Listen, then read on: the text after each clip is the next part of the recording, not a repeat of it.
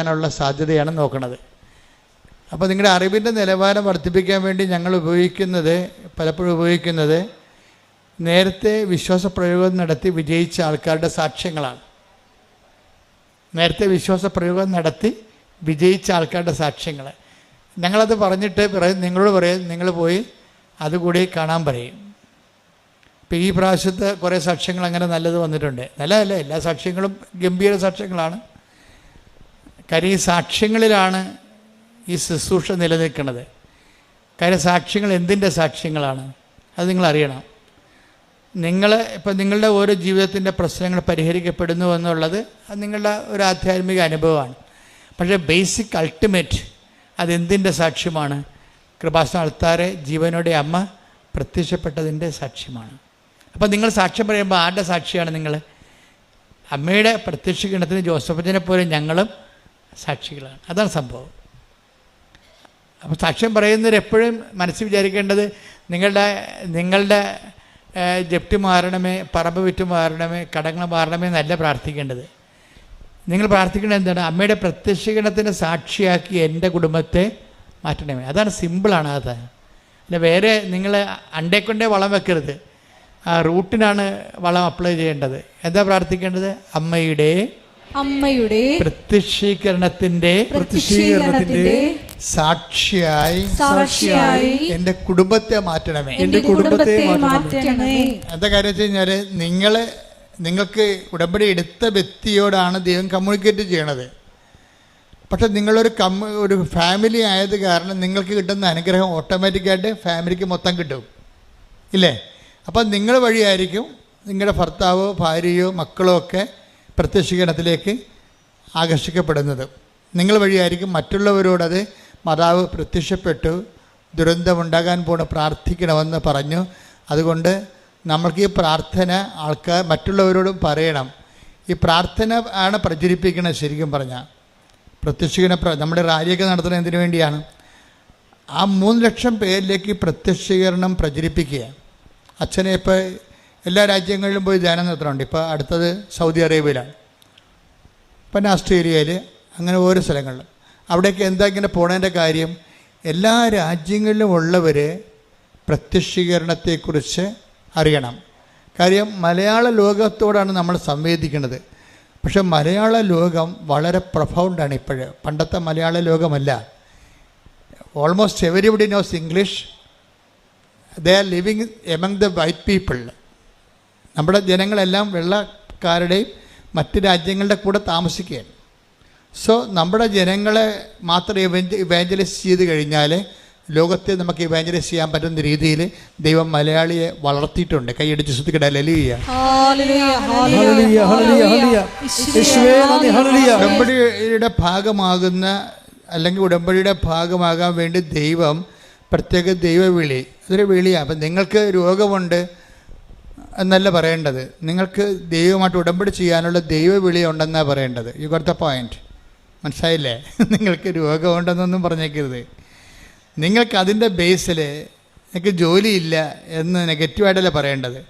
നിങ്ങൾക്ക് ഈ ഒരു ഇല്ലായ്മ വെച്ചുകൊണ്ട് ദൈവമായിട്ട് ഉടമ്പടി ചെയ്യാനുള്ള ഒരു യോഗ്യതയുണ്ട്. ശ്രുതികട ഹല്ലേലൂയ.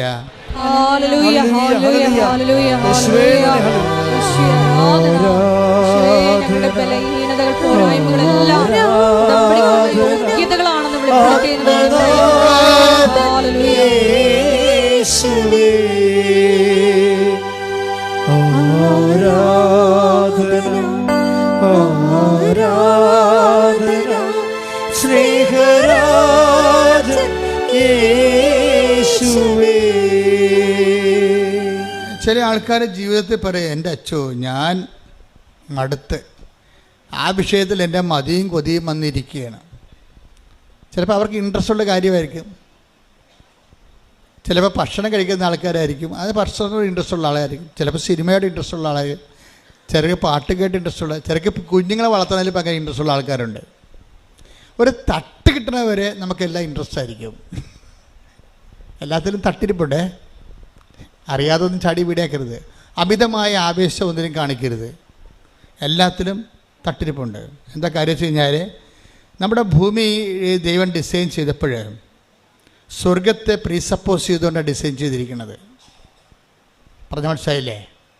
നമ്മുടെ ഭൂമിയും അതിലുള്ള മനുഷ്യൻ്റെ വാഴ്വും ദൈവം ക്രമീകരിച്ചപ്പോൾ സ്വർഗത്തെ പ്രീസപ്പോസ് ചെയ്തിട്ടുണ്ടാണ്. അതായത് സ്വർഗത്തെ അവലംബമാക്കിയിട്ടാണ് നമ്മുടെ ഇവിടുത്തെ ജീവിതം ദൈവം ഡിസൈൻ ചെയ്തിരിക്കുന്നത്. അതുകൊണ്ട് തന്നെ നിങ്ങൾക്ക് ഇവിടെ സ്വർഗം ഉണ്ടാക്കാമെന്നുള്ള ഐഡിയ ആ വെള്ളം വാങ്ങി വെച്ചാൽ മതി, നടക്കത്തില്ല. അതുകൊണ്ട് നിങ്ങൾക്ക് എന്നാ പറ്റണമെന്ന് വെച്ച് കഴിഞ്ഞാൽ, നിങ്ങൾ അമിതമായ ആവേശ സ്നേഹങ്ങൾ പിള്ളേരോട് കാണിച്ചാൽ കുറച്ച് കഴിയുമ്പോൾ, അവർ കല്യാണം കഴിച്ച് കഴിയുമ്പോൾ നിങ്ങൾക്ക് അവർ തട്ട് കിട്ടി കഴിയുമ്പോൾ മനസ്സിലാവും, വെറുതെ ആവശ്യമില്ലാതെ അതൊക്കെ എല്ലാത്തിനും. ഇത് തന്നെ ഭർത്താവിനോട് കാണിക്കുന്ന സ്നേഹവും, ഇത് തന്നെ ഭാര്യയോട് കാണിക്കുന്ന സ്നേഹവും, ഇനി നിങ്ങളുടെ പ്രൊഫഷനോട് കാണിക്കുന്ന സ്നേഹവും എല്ലാം ദൈവത്തിൻ്റെ സ്നേഹത്തെ കണ്ടറിയണവരെ ബാക്കി എന്തിനും നമുക്ക് മതിയും കൊതിയും വരും, തീർന്നെന്ന് പോകും. ആൾക്കാർ പറയും, ഓ മതിയും തീർന്ന്. എന്നിട്ട് അങ്ങനെ നിങ്ങൾ തലയെ കൈ വെച്ചുകൊണ്ട് പറയും, ഓ അതിന് ഞാൻ മതിയും കൊതിയും തീർന്നിരിക്കണമെന്ന് പറയും. എന്താ ഭൂമിയുടെ അവസ്ഥ അതാ. ഇനി മതിയും കൊതിയും തീരാത്ത ഒരു സംഭവം എന്ന് പറയുന്നത് ദൈവത്തോടുള്ള സ്നേഹമാണ്. ഞാൻ നിങ്ങളോട് പറയുന്നു, നിങ്ങൾ ഉടമ്പടി ചെയ്യുന്നു, നിങ്ങൾ വിശ്വാസം വേണമെന്ന് ഞാനൊരിക്കലും പറയില്ല. You must not have faith. നിങ്ങൾക്ക് വിശ്വാസം ആവശ്യമില്ല. കാര്യം ദൈവത്തിന് അത് ആവശ്യമില്ലാത്തത് കൊണ്ടാണ്. നിങ്ങൾക്ക് വിശ്വാസം ആവശ്യമില്ല. എന്താ കാര്യം? ദൈവത്തിനത് ആവശ്യമില്ലാത്തത് കൊണ്ടാണ്. എന്താ കാര്യം? നമ്മുടെ വിശ്വാസത്തിലല്ല ദൈവം ജീവിക്കുന്നത്, ആണോ? അല്ല. നമ്മുടെ വിശ്വാസത്തിലേക്ക് ദൈവം ഉണ്ടാകുക. അപ്പം നമ്മുടെ വിശ്വാസത്തിലല്ല ദൈവത്തിൻ്റെ നിലനിൽപ്പ്. പിന്നെ എന്താ നമുക്ക് വേണ്ടത്? വിശ്വാസം ഒരു കിൻഡർ ഗാർട്ടൻ പരിപാടിയാണ്. എന്ന് വെച്ച് കഴിഞ്ഞാൽ നഴ്സറി കുഞ്ഞുങ്ങൾ ഇല്ലേ, മാങ്ങ എന്നൊരു പടം കാണിച്ചിട്ട് അവിടെ മാംഗോ എന്ന് എഴുതി വെക്കും, അല്ലേ? അതാണ് വിശ്വാസത്തിൻ്റെ നിലവാരം. അത്രേ ഉള്ളൂ. എ ബി സി ഡി നോളജാണ് വിശ്വാസം എന്ന് പറയണത്. നിങ്ങൾ ഓരോ കാര്യം ചെയ്യുമ്പോഴും ഉടമ്പടി ഇതൊന്നും വർക്കൗട്ട് ചെയ്ത്, വിശ്വാസം ഒന്നും ഉടമ്പടി വർക്കൗട്ട് ചെയ്തില്ല. എന്ന് വെച്ച് കഴിഞ്ഞാൽ ഉടമ്പടിയിൽ ഉപയോഗിക്കുന്നത്, ഇപ്പം നമ്മൾ അച്ഛൻ എപ്പോഴും പറയത്തില്ലേ, മണ്ണെണ്ണ. ചില സ്റ്റൗവിലൊക്കെ മണ്ണെണ്ണ മതി, അല്ലേ?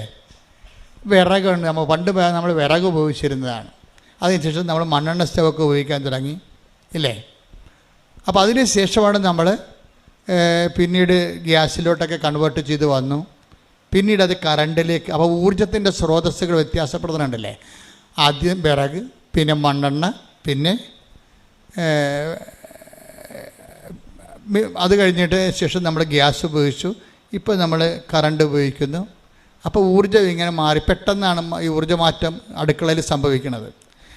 ഇതുപോലെ തന്നെയാണ് ഈ ഉടമ്പടിയിൽ വരുമ്പോൾ നമ്മൾ വിറക് ഉപയോഗിക്കാൻ പറ്റത്തില്ല, പണ്ടത്തെ വിശ്വാസം ഉപയോഗിക്കാൻ പറ്റത്തില്ല. അതിന് കുറേ കരിയും പുകയൊക്കെ ഉണ്ടാകും, അതാണ് പ്രശ്നം. പിന്നെ അതിൻ്റെ അകത്ത് ഉപയോഗിക്കുന്നത് പ്രത്യാശയമല്ല. അതിൻ്റെ അകത്ത് നമുക്ക് ഇത് കഴിഞ്ഞ് പിന്നെ മണ്ണെണ്ണ ഉപയോഗിക്കാൻ പറ്റണം. അതിൻ്റെ അകത്ത് ഉപയോഗിക്കുന്നത് അതായത് റിഫൈൻഡ് ലവ് ആണ്. ലവ് അല്ല ശരിക്കും പറഞ്ഞാൽ ഉടമ്പടി ഉപയോഗിക്കേണ്ടത്, റിഫൈൻഡ് ലവ് ആണ്. റിഫൈൻഡ് ലവ് എന്ന് പറഞ്ഞാൽ എന്താണ്? ശുദ്ധീകരിച്ച സ്നേഹം. പറഞ്ഞ മനസ്സിലായില്ലേ? റിഫൈൻഡ് ലവ്, ശുദ്ധീകരിച്ച സ്നേഹം. ഈ ശുദ്ധീകരിച്ച സ്നേഹമാണ് നമ്മൾ ഉടമ്പടിയിൽ ഉപയോഗിക്കേണ്ടത്. അപ്പോഴാണ് ഈ സാധനം പെട്ടെന്ന് കത്തണത്. അപ്പോൾ നിങ്ങൾ ഓർക്കും എന്താണ് ശുദ്ധീകരിച്ച സ്നേഹമെന്ന്. ഞാൻ കഴിഞ്ഞ ദിവസങ്ങൾ ഒന്ന് ശ്രദ്ധിച്ച മക്കളെ. യേശുവേ സ്തോത്രം. ഹല്ലേലൂയ ഹല്ലേലൂയ ഹല്ലേലൂയ ഹല്ലേലൂയ യേശുവേ നന്ദി, യേശുവേ സ്തുതി. ഹല്ലേലൂയ ഹല്ലേലൂയ ഹല്ലേലൂയ ഹല്ലേലൂയ യേശുവേ ആരാധന ആരാധന യേശുവേ നന്ദി, മഹത്വം മഹത്വം മഹത്വം. ആരാധന ആരാധന ആത്മനാഥൻ യേശുവേ. എന്താണ് ശുദ്ധീകരിച്ച സ്നേഹമെന്ന് അറിയണമെങ്കിൽ നിങ്ങൾ സങ്കീർത്തനം 143:10 എടുത്തേ. അങ്ങയുടെ ഹിതം അനുവർത്തിക്കാൻ. ഏറ്റു പറഞ്ഞ അങ്ങയുടെ ഹിതം അനുവർത്തിക്കാൻ എന്നെ പഠിപ്പിക്കണമേ. എന്തെന്നാൽ അവിടുന്നാണ് എന്റെ ദൈവം. അങ്ങയുടെ നല്ല ആത്മാവ് എന്നെ നിരപ്പുള്ള വഴിയിലൂടെ നയിക്കട്ടെ. അപ്പോൾ അതാണ് റിഫൈൻഡ് ലവ് എന്ന് പറയുന്നത്. ഇത് പതുക്കെ നമ്മൾ അതിലേക്ക് എത്തിച്ചേരണം. റിഫൈൻ ലവ് എന്ന് പറയുമ്പോൾ അതിൻ്റെ അകത്ത് സ്റ്റെയിൻ ഉണ്ടാകത്തില്ല. ഇപ്പോൾ നമുക്കറിയാം ഡീസൽ റിഫൈൻ ചെയ്ത് കഴിഞ്ഞാൽ നമുക്ക് എന്നാ കിട്ടണത്? പെട്രോൾ. അപ്പോൾ അതിൻ്റെ കുറച്ച് സാധനങ്ങൾ റിഫൈൻഡ് കഴിയുമ്പോൾ കുറച്ച് എന്ത് അതിൽ നിന്ന് പോകുന്ന കുറച്ചധികം ഈ താറ് പോലെയുള്ള സാധനങ്ങൾ അതിൽ നിന്ന് പോകും. വെള്ളം ശുദ്ധീകരിക്കും, എണ്ണ ശുദ്ധീകരിക്കും. അപ്പോൾ കുറച്ച് സോപ്പ് ഉണ്ടാക്കുന്നതും ഡിറ്റർജൻ്റൊക്കെ ഉണ്ടാക്കുന്നതും അതിന് നമ്മൾ ബൈ പ്രോഡക്റ്റുകളെന്ന് പറയും. ഈ ബൈ പ്രോഡക്റ്റുകളെല്ലാം ഡീസലിലുള്ളത് കൊണ്ടാണ് അത് നമ്മൾ ലോറിയിലെ വല്ല ഉപയോഗിക്കും. സൊഫിസ്റ്റിക്കേറ്റഡ് കാറിൽ BMW ഉപയോഗിക്കത്തില്ല. അങ്ങനെ ചില കാറുകൾ അതിനു വേണ്ടി മാത്രം ഡിസൈൻ ചെയ്യണതുണ്ടെങ്കിലും, പക്ഷേ ഇനി വിമാനം വരുമ്പോൾ വീണ്ടും മാറും. എന്താണ്? ഈ പെട്രോൾ പോലും അതിൻ്റെ അകത്തുകൊണ്ട് കുറച്ച് താറും കാര്യങ്ങളൊക്കെ അതിങ്ങനെ കാണുമ്പോൾ കണ്ണീര് പോലെ ഇരിക്കുമെന്നുണ്ടെങ്കിലും അതിൻ്റെ അകത്തും സ്റ്റെയിനുണ്ട്, ചേരുവകകളുണ്ട്. അതുകൊണ്ട് അത് വീണ്ടും റിഫൈൻ ചെയ്തിട്ടാണ് നമ്മൾ ഏവിയേഷൻ ഓയിൽ ഉണ്ടാക്കുന്നത്. നമ്മുടെ ഡിസ്റ്റിൽഡ് വാട്ടർ പോലെ ക്രിസ്റ്റൽ ക്ലിയർ ആയിരിക്കും ഏവിയേഷൻ ഓയിൽ. ഈ ഏവിയേഷൻ ഓയിലിലേക്കുള്ള ഈ താറിൻ്റെ വളർച്ചയില്ലേ, താറാണല്ലോ പിന്നീട് ഡീസലായിട്ടും പിന്നീട് പെട്രോളായിട്ടും പിന്നീട് ഏവിയേഷൻ ഓയിലായിട്ടും വരുമ്പോൾ ഈ താറ് ഇങ്ങനെ അത് റിഫൈൻ ചെയ്തിട്ട് വരണത് ഈ ഡിസ്റ്റിൽഡ് വാട്ടർ പോലെ നമ്മുടെ കുത്തുവെക്കുമ്പോൾ ഉപയോഗിക്കുന്ന വെള്ളമില്ലേ, ഇഞ്ചക്ഷൻ വെള്ളത്തിൻ്റെ അതേ ക്രിസ്റ്റൽ ക്ലിയറിലേക്ക് ഈ റിഫൈൻഡ് വരും. ഇതാണ് സ്റ്റെയിൻഡ്, ഇതാണ് റിഫൈൻഡ് എന്ന് പറയുന്നത്, ശുദ്ധീകരിച്ച സ്നേഹം.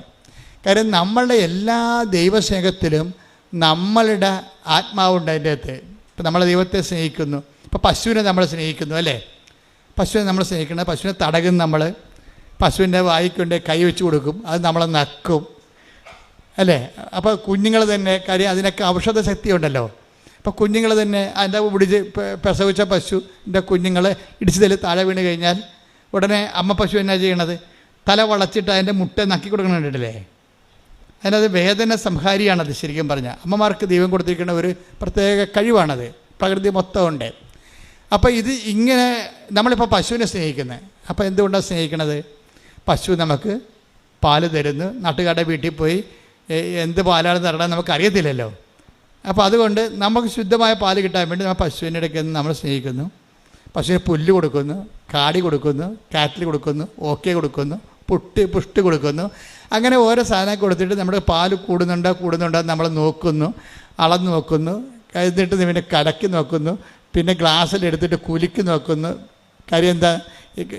അതായത് ഈ പാലിൻ്റെ തടിപ്പ് കുറഞ്ഞാൽ കൂടിയെന്നറിയാൻ വേണ്ടി കുലുക്കി നോക്കും. അപ്പോൾ തടിപ്പുള്ള പാലുണ്ടാകും. അപ്പോൾ അങ്ങനെ വരുമ്പോൾ ഇതിനെല്ലാം നമ്മൾ ശ്രദ്ധിക്കും.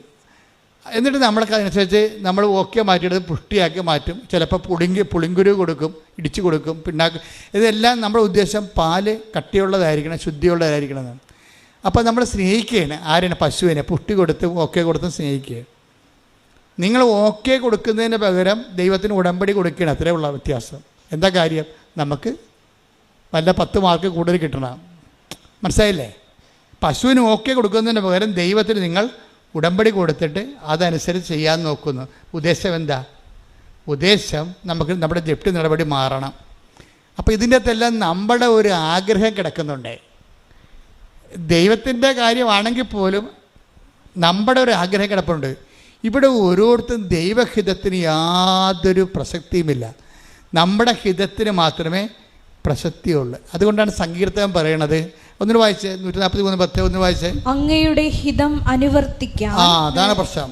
ഒരു പ്രൊവിഷൻ എപ്പോഴും അതിനിട്ടേക്കണം. എന്താണ് എന്ന് പറഞ്ഞ? അങ്ങയുടെ ഹിതം അനുവർത്തിക്കാൻ എന്നെ പഠിപ്പിക്കണമേ. എങ്ങനെ പഠിപ്പിക്കും? അനുഭവങ്ങളാണ് അധ്യാപകൻ.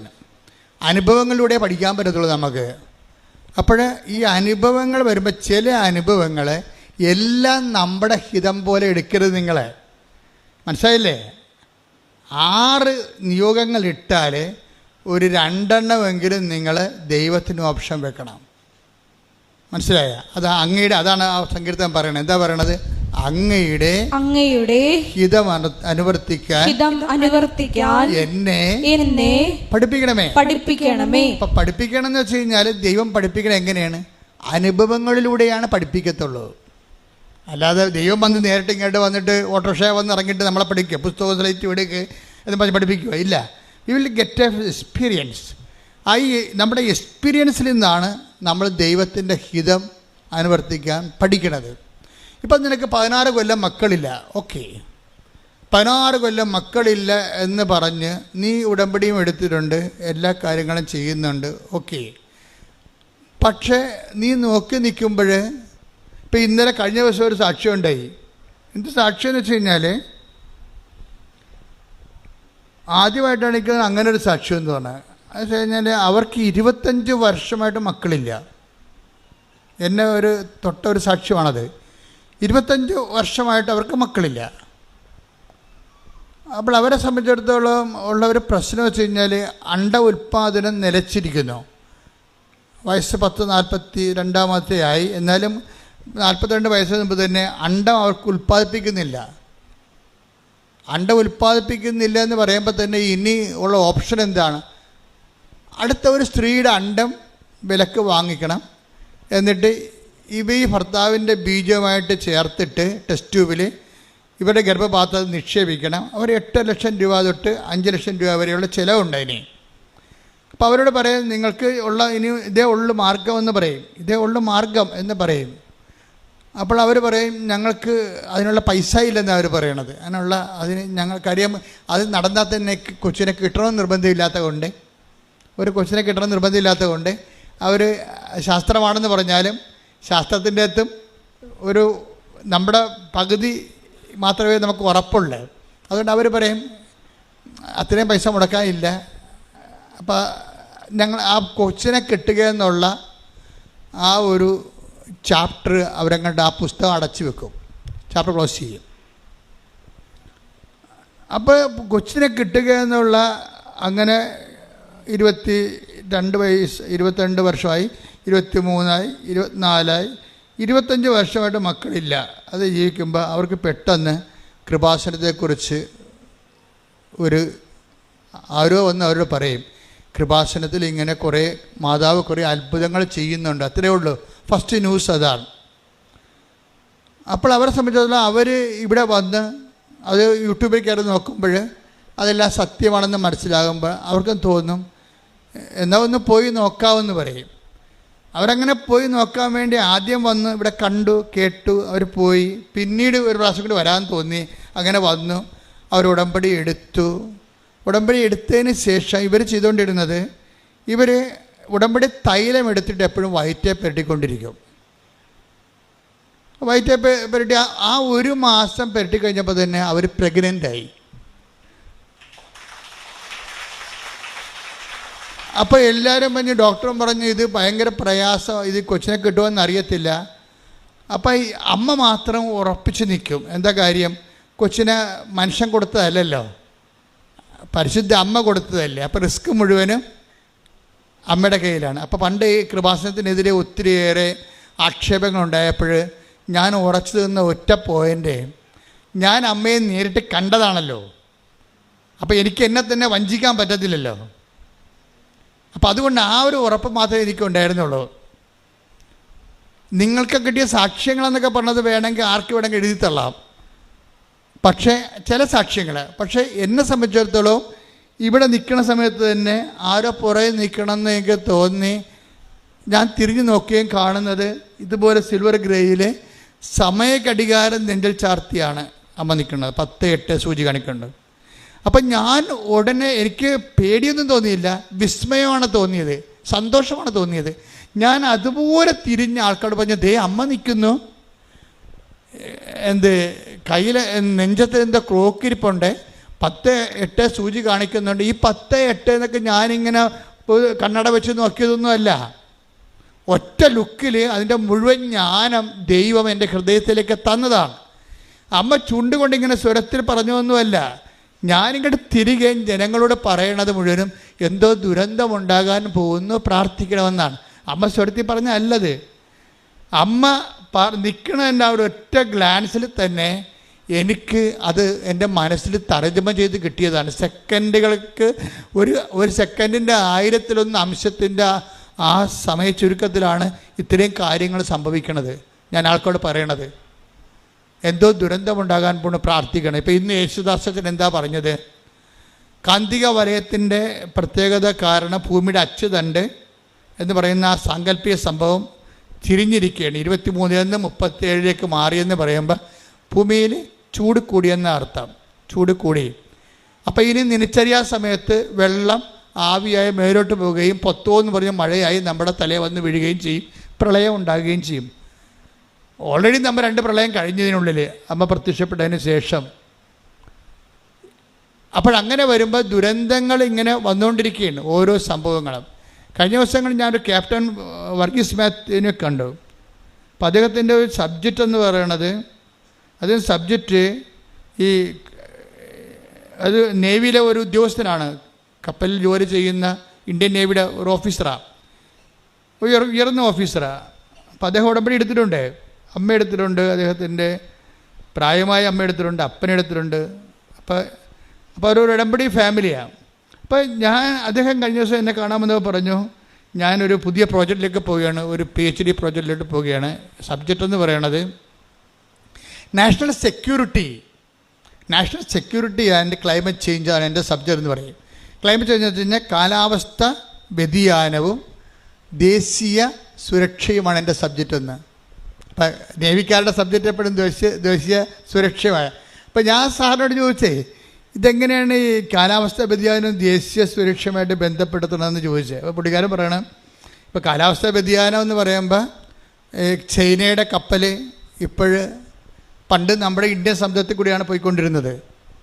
ഇപ്പം ചൈനയുടെ കപ്പൽ ഇപ്പോൾ കാനഡയിൽ നിന്ന് എടുക്കുന്ന ചരക്കുകൾ റഷ്യയുടെ വടക്ക് വശത്ത് കൂടി, അവിടെ മലയായിരുന്നു, ഇപ്പോൾ അവിടെ മലയില്ലാത്ത കാരണം ചൈന ഐസ് ബ്രേക്ക് ചെയ്യുന്ന പുതിയ കപ്പലുണ്ടാക്കിയിട്ട് ഈ ഐസിൻ്റെ അകത്ത് കൂടിയാണ് വരണത്. ഐസിൻ്റെ പണ്ടത്തെ കട്ടിയും മലയൊന്നും ഇല്ല. ടൈറ്റാനിക്കിനൊക്കെ ഇടിച്ചത് കറുത്ത അറ്റ്ലാന്റിക്കിലെ മഞ്ഞ് കട്ടമൊന്നും കടലിലില്ല. കടലിങ്ങനെ വെള്ളം പോലെ ആയിപ്പോയി. ദാറ്റ് മീൻസ് ഭൂമിക്ക് നല്ലവണ്ണം പനി വരുന്നുണ്ട്. ടെമ്പറേച്ചർ ഭൂമിയുടേത് 15 ആയിരുന്നു, ഇപ്പോൾ 17 ആയെന്ന് പറഞ്ഞു. അപ്പോൾ 17 ആയെന്ന് എങ്ങനെ ആയതാണ്? പണ്ട് 200 കൊല്ലം കൊണ്ട് 1.1 ടെമ്പറേച്ചർ കൂടിയത്. അതിന്ന് 20 കൊല്ലം കൊണ്ട് 2 പോയിൻ്റ് കൂടിയിരിക്കുകയാണ്. 0.1 ടെമ്പറേച്ചർ കൂടിയത് 200 കൊല്ലം മുമ്പ്. ഇപ്പോഴത് 20 കൊല്ലം കൊണ്ട് 2 പോയിൻ്റ് കൂടി. 15 എന്നുള്ള ഭൂമിയുടെ സ്വാഭാവികമായ കോമൺ ടെമ്പറേച്ചർ 17 വന്നപ്പോൾ ധ്രുവപ്രദേശങ്ങൾ ഉരുകാൻ തുടങ്ങി. അപ്പം അങ്ങനെ വന്നു കഴിഞ്ഞാൽ തീരദേശത്ത് വെള്ളം കയറും. തീരദേശത്ത് വെള്ളം കയറി കഴിഞ്ഞാൽ ജനങ്ങളെ മാറ്റിപ്പാർപ്പിക്കേണ്ടി വരും. മാറ്റിപ്പാർപ്പിക്കേണ്ടി വന്നാൽ ആലപ്പുഴക്കാരെ കൊണ്ട് കോട്ടയത്ത് താമസിപ്പിക്കേണ്ടി വരും. അപ്പോൾ പിന്നെ ആലപ്പുഴ ആര് താമസിക്കും? അതാണ് പ്രശ്നം. ആലപ്പുഴ ആര് താമസിക്കും? ആലപ്പുഴ വേലിയിറക്കം വരുമ്പോൾ ഈ വേലി ഇറക്കമുണ്ടല്ലോ, ലൂണാറാണല്ലോ സംഭവം, ചന്ദ്രനാണല്ലോ വെള്ളത്തെ കേന്ദ്രീകരിക്കുന്നതും വിടുന്നതും ആകർഷണം. ചന്ദ്രഭൂമിയുടെ അടുത്തേക്ക് വരുമ്പോൾ വെള്ളം എല്ലാം കൂടി ചന്ദ്രൻ്റെ അടുത്തേക്ക് ചെല്ലും. അപ്പോൾ വേലി ഇറക്കം ഉണ്ടാവും. അപ്പോൾ വേറെ സ്ഥലത്ത് വെള്ളി കയറ്റം ഉണ്ടാവും. ചന്ദ്രൻ അവിടെ നിന്ന് മാറി പുറകോട്ട് വരുമ്പോൾ വെള്ളം താഴേക്ക് ഇറങ്ങി വരും. അപ്പോൾ 6 മണിക്കൂറാണ് ചന്ദ്രൻ്റെ മാറ്റം വരുന്നത്. ഈ മാറ്റത്തിനുള്ളിൽ ആൾക്കാർ ഒഴിഞ്ഞുപോയ 12 കിലോമീറ്ററിലേക്ക് ഭീകരന്മാർ വരുമെന്നാണ് അവർ പറയണത്. അതാണ് വിഷയം. അതാണ് നാഷണൽ സെക്യൂരിറ്റി. മോയ്ക്ക് ആ പഠനം പോക്ക് കണ്ടില്ലേ? അവിടെ കള്ളക്കടത്തും ആയുധ വ്യാപാരവും ഒക്കെ നടക്കും. നമ്മുടെ ഗുജറാത്തിൻ്റെ തീരത്ത് നടന്ന പോലെ ഈ മേഖലയിൽ നടക്കും. അതാണ് national security, climate change and national security. ഒരു ഉയർന്ന നേവി ഓഫീസറിൻ്റെ പുതിയ പഠനങ്ങളിലെ സബ്ജക്റ്റുകളാണ്. അപ്പം ഞാനിത് കേട്ടപ്പോൾ ഞാനോട് ദൈവമേ, 2004 ഡിസംബർ 7 അമ്മ പറഞ്ഞത് എന്താ? ഈ ക്ലൈമറ്റ് ചേഞ്ചിൻ്റെ ഉടുപ്പാണ് ഇട്ടിരിക്കുന്നത്, കണ്ടില്ലേ? സിൽവർ ഗ്രേ, കാർമേഘത്തിൻ്റെ കളറ്. എന്താണ്? ദുരന്തം ഉണ്ടാകാൻ പോണ്, പ്രാർത്ഥിക്കണം. ഈ പ്രത്യക്ഷീകരണത്തിൻ്റെ ഇന്ന് മുതൽ ഡിസംബർ 1 മുതൽ ആരംഭിക്കുകയാണ്. പ്രത്യക്ഷീകരണത്തിൻ്റെ ആ സന്ദേശം കൈമാറുന്ന ഇന്ന് മുതൽ ഡിസംബർ 7 വരെ ഉള്ള ദിവസങ്ങൾ നമുക്ക് പ്രാർത്ഥനയുടെ ദിവസങ്ങളാണ്. കാര്യം ദൈവം പറഞ്ഞിട്ട് ജനങ്ങളുടെ ജീവനും സ്വത്തും സംരക്ഷിക്കുക. നമുക്കിന്ന് യേശുദാസൻ പറഞ്ഞില്ലേ, ദൈവത്തിന് എല്ലാവരോടും പറയാൻ പറ്റത്തില്ല. ആരോട് പറയാൻ പറ്റും? ഈ ഭൂമിയിൽ 800 കോടി ജനങ്ങളുണ്ടെങ്കിൽ ഒരു 10-200 കോടിക്ക് മാത്രമേ ദൈവത്തിനെക്കുറിച്ച് ഒരു വിശ്വാസമുള്ളൂ. ബാക്കി 600 കോടിക്കും വിശ്വാസമില്ല. അപ്പോൾ വിശ്വാസം ഇല്ലാത്തവരോട് ദൈവം എന്ത് പറയാനാ? അപ്പോൾ വിശ്വാസം ഉള്ളവരോട് പറയുമ്പോഴേ ആ വിശ്വാസം ഉള്ളവരുടെ ഉത്തരവാദിത്വം ഈ ബാക്കി 600 കോടിയെ കൂടി സംരക്ഷിക്കേണ്ട വലിയ ഉത്തരവാദിത്വമാണ്. മനസ്സിലായില്ലേ? അതുകൊണ്ട് തന്നെ ഈ ദുരന്തത്തിൻ്റെ സന്ദേശം ഒരു ആഗോള സന്ദേശമാണിത്. അതാണ് സമയം കുറഞ്ഞിരിക്കുന്നു എന്നുള്ള സൂചനയാണ് സമയഘടികാരം നെഞ്ചിൽ ചാർത്തിയത്. ഇതൊന്നും സത്യം പറഞ്ഞാൽ അന്ന് എനിക്ക് അറിയാൻ പാടില്ലായിരുന്നു. ഇന്നിപ്പോൾ അമ്മ പറഞ്ഞതിന് ശേഷം സംഭവിക്കുന്ന ഓരോ സംഭവങ്ങളെക്കുറിച്ചൊക്കെ കാണുമ്പോഴാണ് സമയച്ചുരുക്കം കാണിക്കുന്ന ആളാണ് അമ്മ, സമയത്തിൻ്റെ അധികാരിയാണ്, സഞ്ചാരി മാതാവാണ്. ഓരോ സ്ഥലത്തും ദുരന്തം ഉണ്ടാകാൻ പോകുന്ന സ്ഥലത്ത് വിശ്വാസ ദുരന്തമായാലും ജീവിത ദുരന്തമായാലും യുദ്ധങ്ങളിലൂടെ ഉണ്ടാകുന്ന ദുരന്തമായാലും വിശ്വാസ പരാജയമായാലും വിപ്ലവമായാലും ഒക്കെ എവിടെയാണ് വിശ്വാസം തകർക്കപ്പെടുന്നത് അവിടെ അമ്മയുടെ സാന്നിധ്യമുണ്ട്. അതാണ് സഞ്ചാരം എന്ന് പറയണത്. സഞ്ചാരി മാതാവ്, സമയത്തിൻ്റെ അധികാരി എന്ന് പറയണത്. മാതാവ് ബേസിക്കായിട്ട് സഞ്ചാരിയാണ്, പക്ഷേ കൃപാസന്ധ്യ വരുമ്പോൾ സമയത്തിൻ്റെ കൂടി അധികാരിയായിട്ടത് മാറുന്നു. എന്താണ്? സമയമായില്ല എന്നല്ല ഈശോ പറയണത്. കാനായില്ലേ? അപ്പോൾ അമ്മ എന്താ പറയണത്? അവൻ പറയണ പോലെ ചെയ്തുകൊണ്ട് സുവിശേഷ വിഹിതമായി ജീവിച്ചുകൊണ്ട് ദൈവത്തിൻ്റെ ഇടപെടലിൻ്റെ സമയം ചുരുക്കാൻ പറയുകയാണ്. അതാണ് ഉടമ്പടി. കൈയടിച്ച് ശ്രദ്ധിക്കട്ടെ. ഹല്ലേലൂയ, ഹല്ലേലൂയ, ഹല്ലേലൂയ, ഹല്ലേലൂയ, ഹല്ലേലൂയ, ആരാധന യേശുവേ, നന്ദി യേശുവേ, മഹത്വം. ശ്രദ്ധിക്കട്ടെ. ഹല്ലേലൂയ, ഹല്ലേലൂയ, ഹല്ലേലൂയ, യേശുവേ നന്ദി. ഹല്ലേലൂയ, ഹല്ലേലൂയ, ഹല്ലേലൂയ, ഹല്ലേലൂയ, ആരാധനയും സ്തുതിയും പുകഴ്ചയും ഉണ്ടായിരിക്കട്ടെ. പരിശുദ്ധ പരമദിവ്യകാരുണ്യത്തിന് എന്നേരവും ആരാധനയും സ്തുതിയും പുകഴ്ചയും ഉണ്ടായിരിക്കട്ടെ. ഞാനീ പറഞ്ഞത് കേട്ട് റിയൽ എസ്റ്റേറ്റുകാരെ സ്ഥലം എടുക്കാൻ വേണ്ടി കടപ്പുറത്ത് വരരുത് കേട്ടോ, ഓടിച്ചിടുവേ. ഇത് വർഷങ്ങൾക്ക് ശേഷം സംഭവിക്കുന്ന വിഷയങ്ങളാണ്. അല്ല, നിങ്ങൾ ആരും ഇത് കണ്ടിട്ട് ഇപ്പം തന്നെ വന്ന് കടപ്പുറത്ത് സ്ഥലം എടുത്തേക്കാന്ന് വിചാരിക്കരുത്. പാവത്തുങ്ങളോട് സമാധാനം ജീവിക്കട്ടെ. ഈ തലമുറയിലും അടുത്ത തലമുറയിലും ഈ പ്രശ്നങ്ങളൊന്നുമില്ല. പതുക്കെ ഉണ്ടാകുന്ന ചില വിഷയങ്ങളെക്കുറിച്ച് ഗവൺമെൻറ് പഠിക്കുന്നു എന്നുള്ളതാണ് സൂചന. പക്ഷേ നമ്മുടെ സബ്ജക്റ്റ് എന്താണ്? അമ്മ ഇതിക്ക് മുമ്പ് നേരത്തെ പറഞ്ഞിരിക്കുന്നു, നമുക്ക് പ്രാർത്ഥിക്കാൻ സമയമുണ്ട്. ഈ വിജയകുമാർ ചില സമയത്ത് പറയും, എന്താ അച്ഛാ നമ്മൾ കർത്താവിൻ്റെ കൂടെ നിന്നിട്ട് എന്താണ് all the problems are always in queue എന്ന് വിജയകുമാർ എന്നോട് ചോദിക്കും. എന്ന് വെച്ച് കഴിഞ്ഞാൽ എന്തുകൊണ്ടാണ് പ്രശ്നങ്ങൾ എപ്പോഴും ഇങ്ങനെ ക്യൂവിൽ നിൽക്കണം ചോദിക്കും. അപ്പം ഞാൻ പറഞ്ഞു, ഇപ്പം എന്നാ പറ്റി? ഇപ്പം ആ സ്ഥലം എടുത്തവൻ ഞാൻ എൻ്റെ സ്ഥലത്തിൻ്റെ അടുത്ത് അത് അവിടെ സ്ഥലം റെസിഡൻഷ്യൽ ഏരിയ അല്ല. അല്ല, എൻ്റെ അടുത്ത് റെസിഡൻഷ്യൽ ഏരിയ ഉണ്ട്. അതുകൊണ്ട് ഇത് സ്ഥലം കോറി സ്ഥലമാണ്. അതുകൊണ്ട് ഈ സ്ഥലം സ്വകാര്യ വ്യക്തിയിൽ എടുക്കരുത്, ഗവൺമെൻറ്റിൻ്റെ പ്രൊജക്റ്റിലുള്ള ഏരിയ ആണെന്നും പറഞ്ഞൊരു കേസ് കൊടുത്തിരിക്കുകയാണ്. അപ്പോൾ എൻ്റെ കാശെല്ലാം പോയെന്ന് പറഞ്ഞ്. അപ്പോൾ ഞാൻ സാറിനോട് ചോദിച്ചൊരു കാര്യം എന്ന് വെച്ച് കഴിഞ്ഞാൽ എന്തുമാത്രം ടൈമുണ്ട് ബാക്കിയെന്ന് ചോദിച്ചു. ആ കേസ് നിലവിൽ വരാൻ ഇത് നടപ്പിൽ വരാൻ എന്തുമാത്രം സമയമുണ്ടെന്ന് ചോദിച്ചു. അപ്പോൾ അദ്ദേഹം പറഞ്ഞു, സമയം കുറച്ചുണ്ട്. ഞാൻ പറഞ്ഞു, അപ്പോൾ ഇനി ആരാധനയ്ക്ക് അല്ലേ സമയം കുറച്ച് ബാക്കിയുണ്ടെന്ന് പറഞ്ഞു. അപ്പോഴേ ഞാൻ എന്താ തിരിച്ചു പറഞ്ഞത്? അങ്ങനെയാണെങ്കിൽ കുഴപ്പമില്ല, സമയം ഉണ്ടാകണമല്ല പ്രശ്നം. സമയം ഉണ്ടെങ്കിൽ എന്താ ഗുണം? പ്രാർത്ഥിക്കാൻ പറ്റും, സുവിശേഷവിഹിതമായി ജീവിക്കാൻ പറ്റും, സുവിശേഷ സാക്ഷ്യം ചെയ്തുകൊണ്ട് ദൈവത്തെ അതിൻ്റെ അകത്ത് കക്ഷി ചേർക്കാൻ പറ്റും.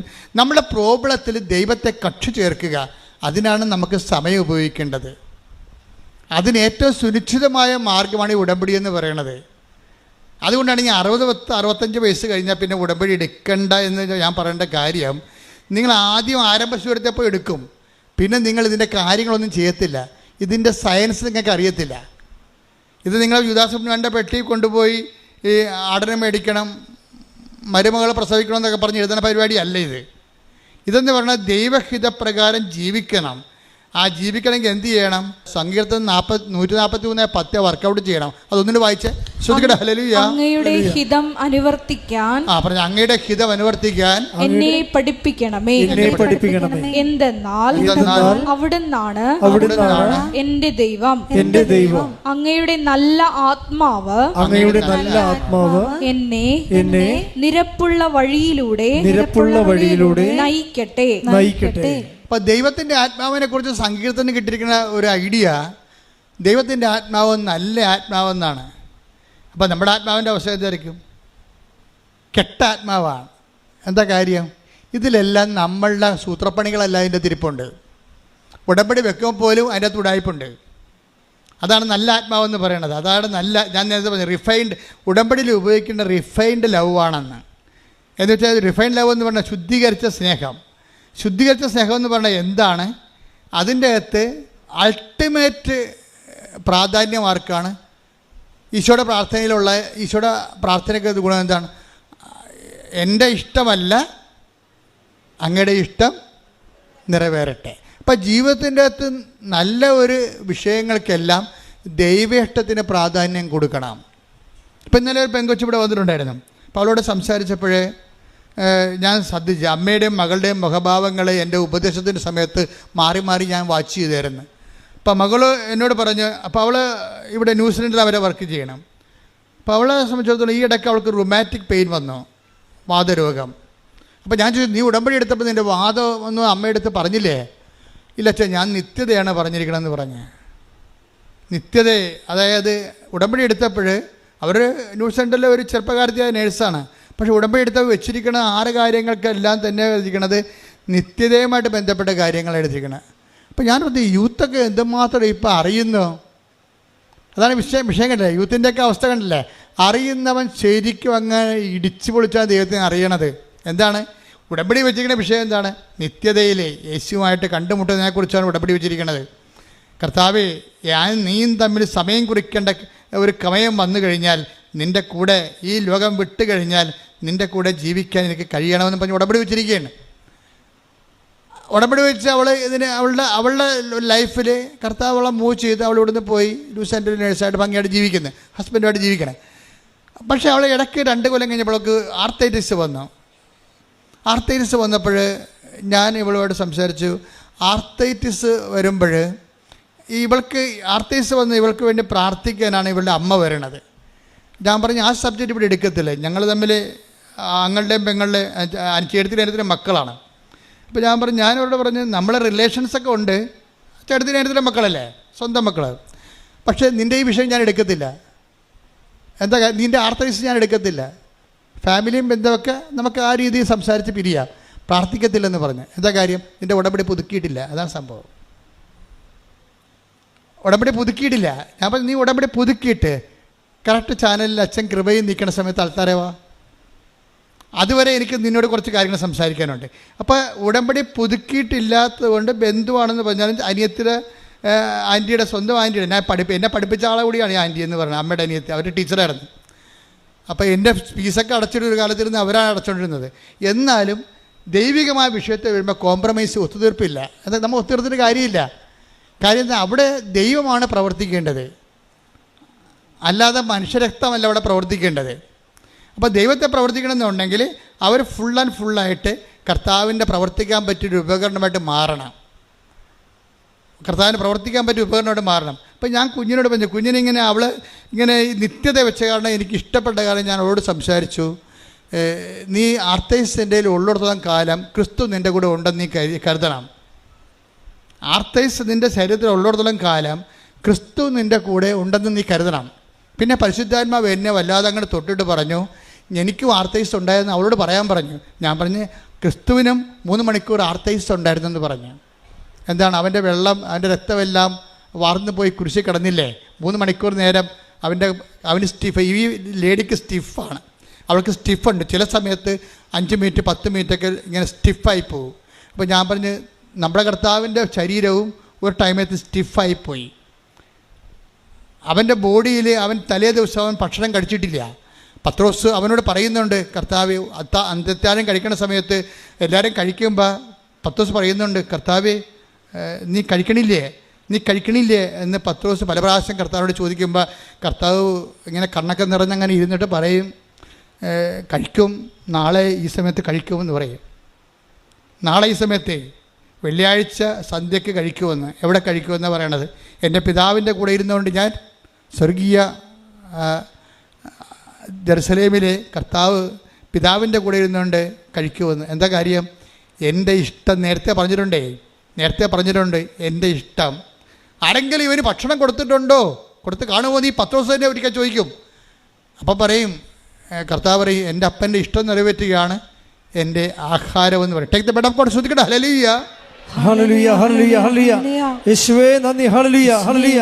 ആരാധന ആരാധന. യോഹന്നാൻ 4:34. യോഹന്നാൻ 4:34. യേശു പറഞ്ഞു, എന്നെ അയച്ചവന്റെ ഇഷ്ടം പ്രവർത്തിക്കുകയും എന്റെ അയച്ചവന്റെ ഇഷ്ടം പ്രവർത്തിക്കുകയും അവന്റെ ജോലി പൂർത്തിയാക്കുകയുമാണ് എന്റെ ഭക്ഷണം. അപ്പൊ എന്താ ഉദ്ദേശിച്ചത്? നാളെ എൻ്റെ അപ്പൻ്റെ കൂടെ ഇരുന്ന് എനിക്ക് ഭക്ഷണം കഴിക്കാനുണ്ടെന്നാണ് പറയുന്നത്. 10 ദിവസം കഴിക്കണില്ലേ എന്ന് ചോദിക്കുമ്പോഴേ പട്ടിണി നിന്നുകൊണ്ട് പറയുകയാണ്. നിങ്ങൾ ഓർക്കണം, ഈ കുരിശെല്ലാം ചുമന്നിരിക്കുന്നത് പട്ടിണി കോലമായിട്ട് നിന്നുകൊണ്ടാണ്. എന്തിനാണ് ഇത്രയും വലിയ കുരിശ് എടുത്തെന്ന് ഓർക്കണം. ഇതെല്ലാം നിത്യതയുടെ വിഷയമാണ്. ഞാൻ മാതാവിനെ കണ്ടുകൊണ്ട് തന്നെയാണ് നിങ്ങളെ കണ്ടുകൊണ്ട് ഞാൻ സംസാരിക്കുന്നത്.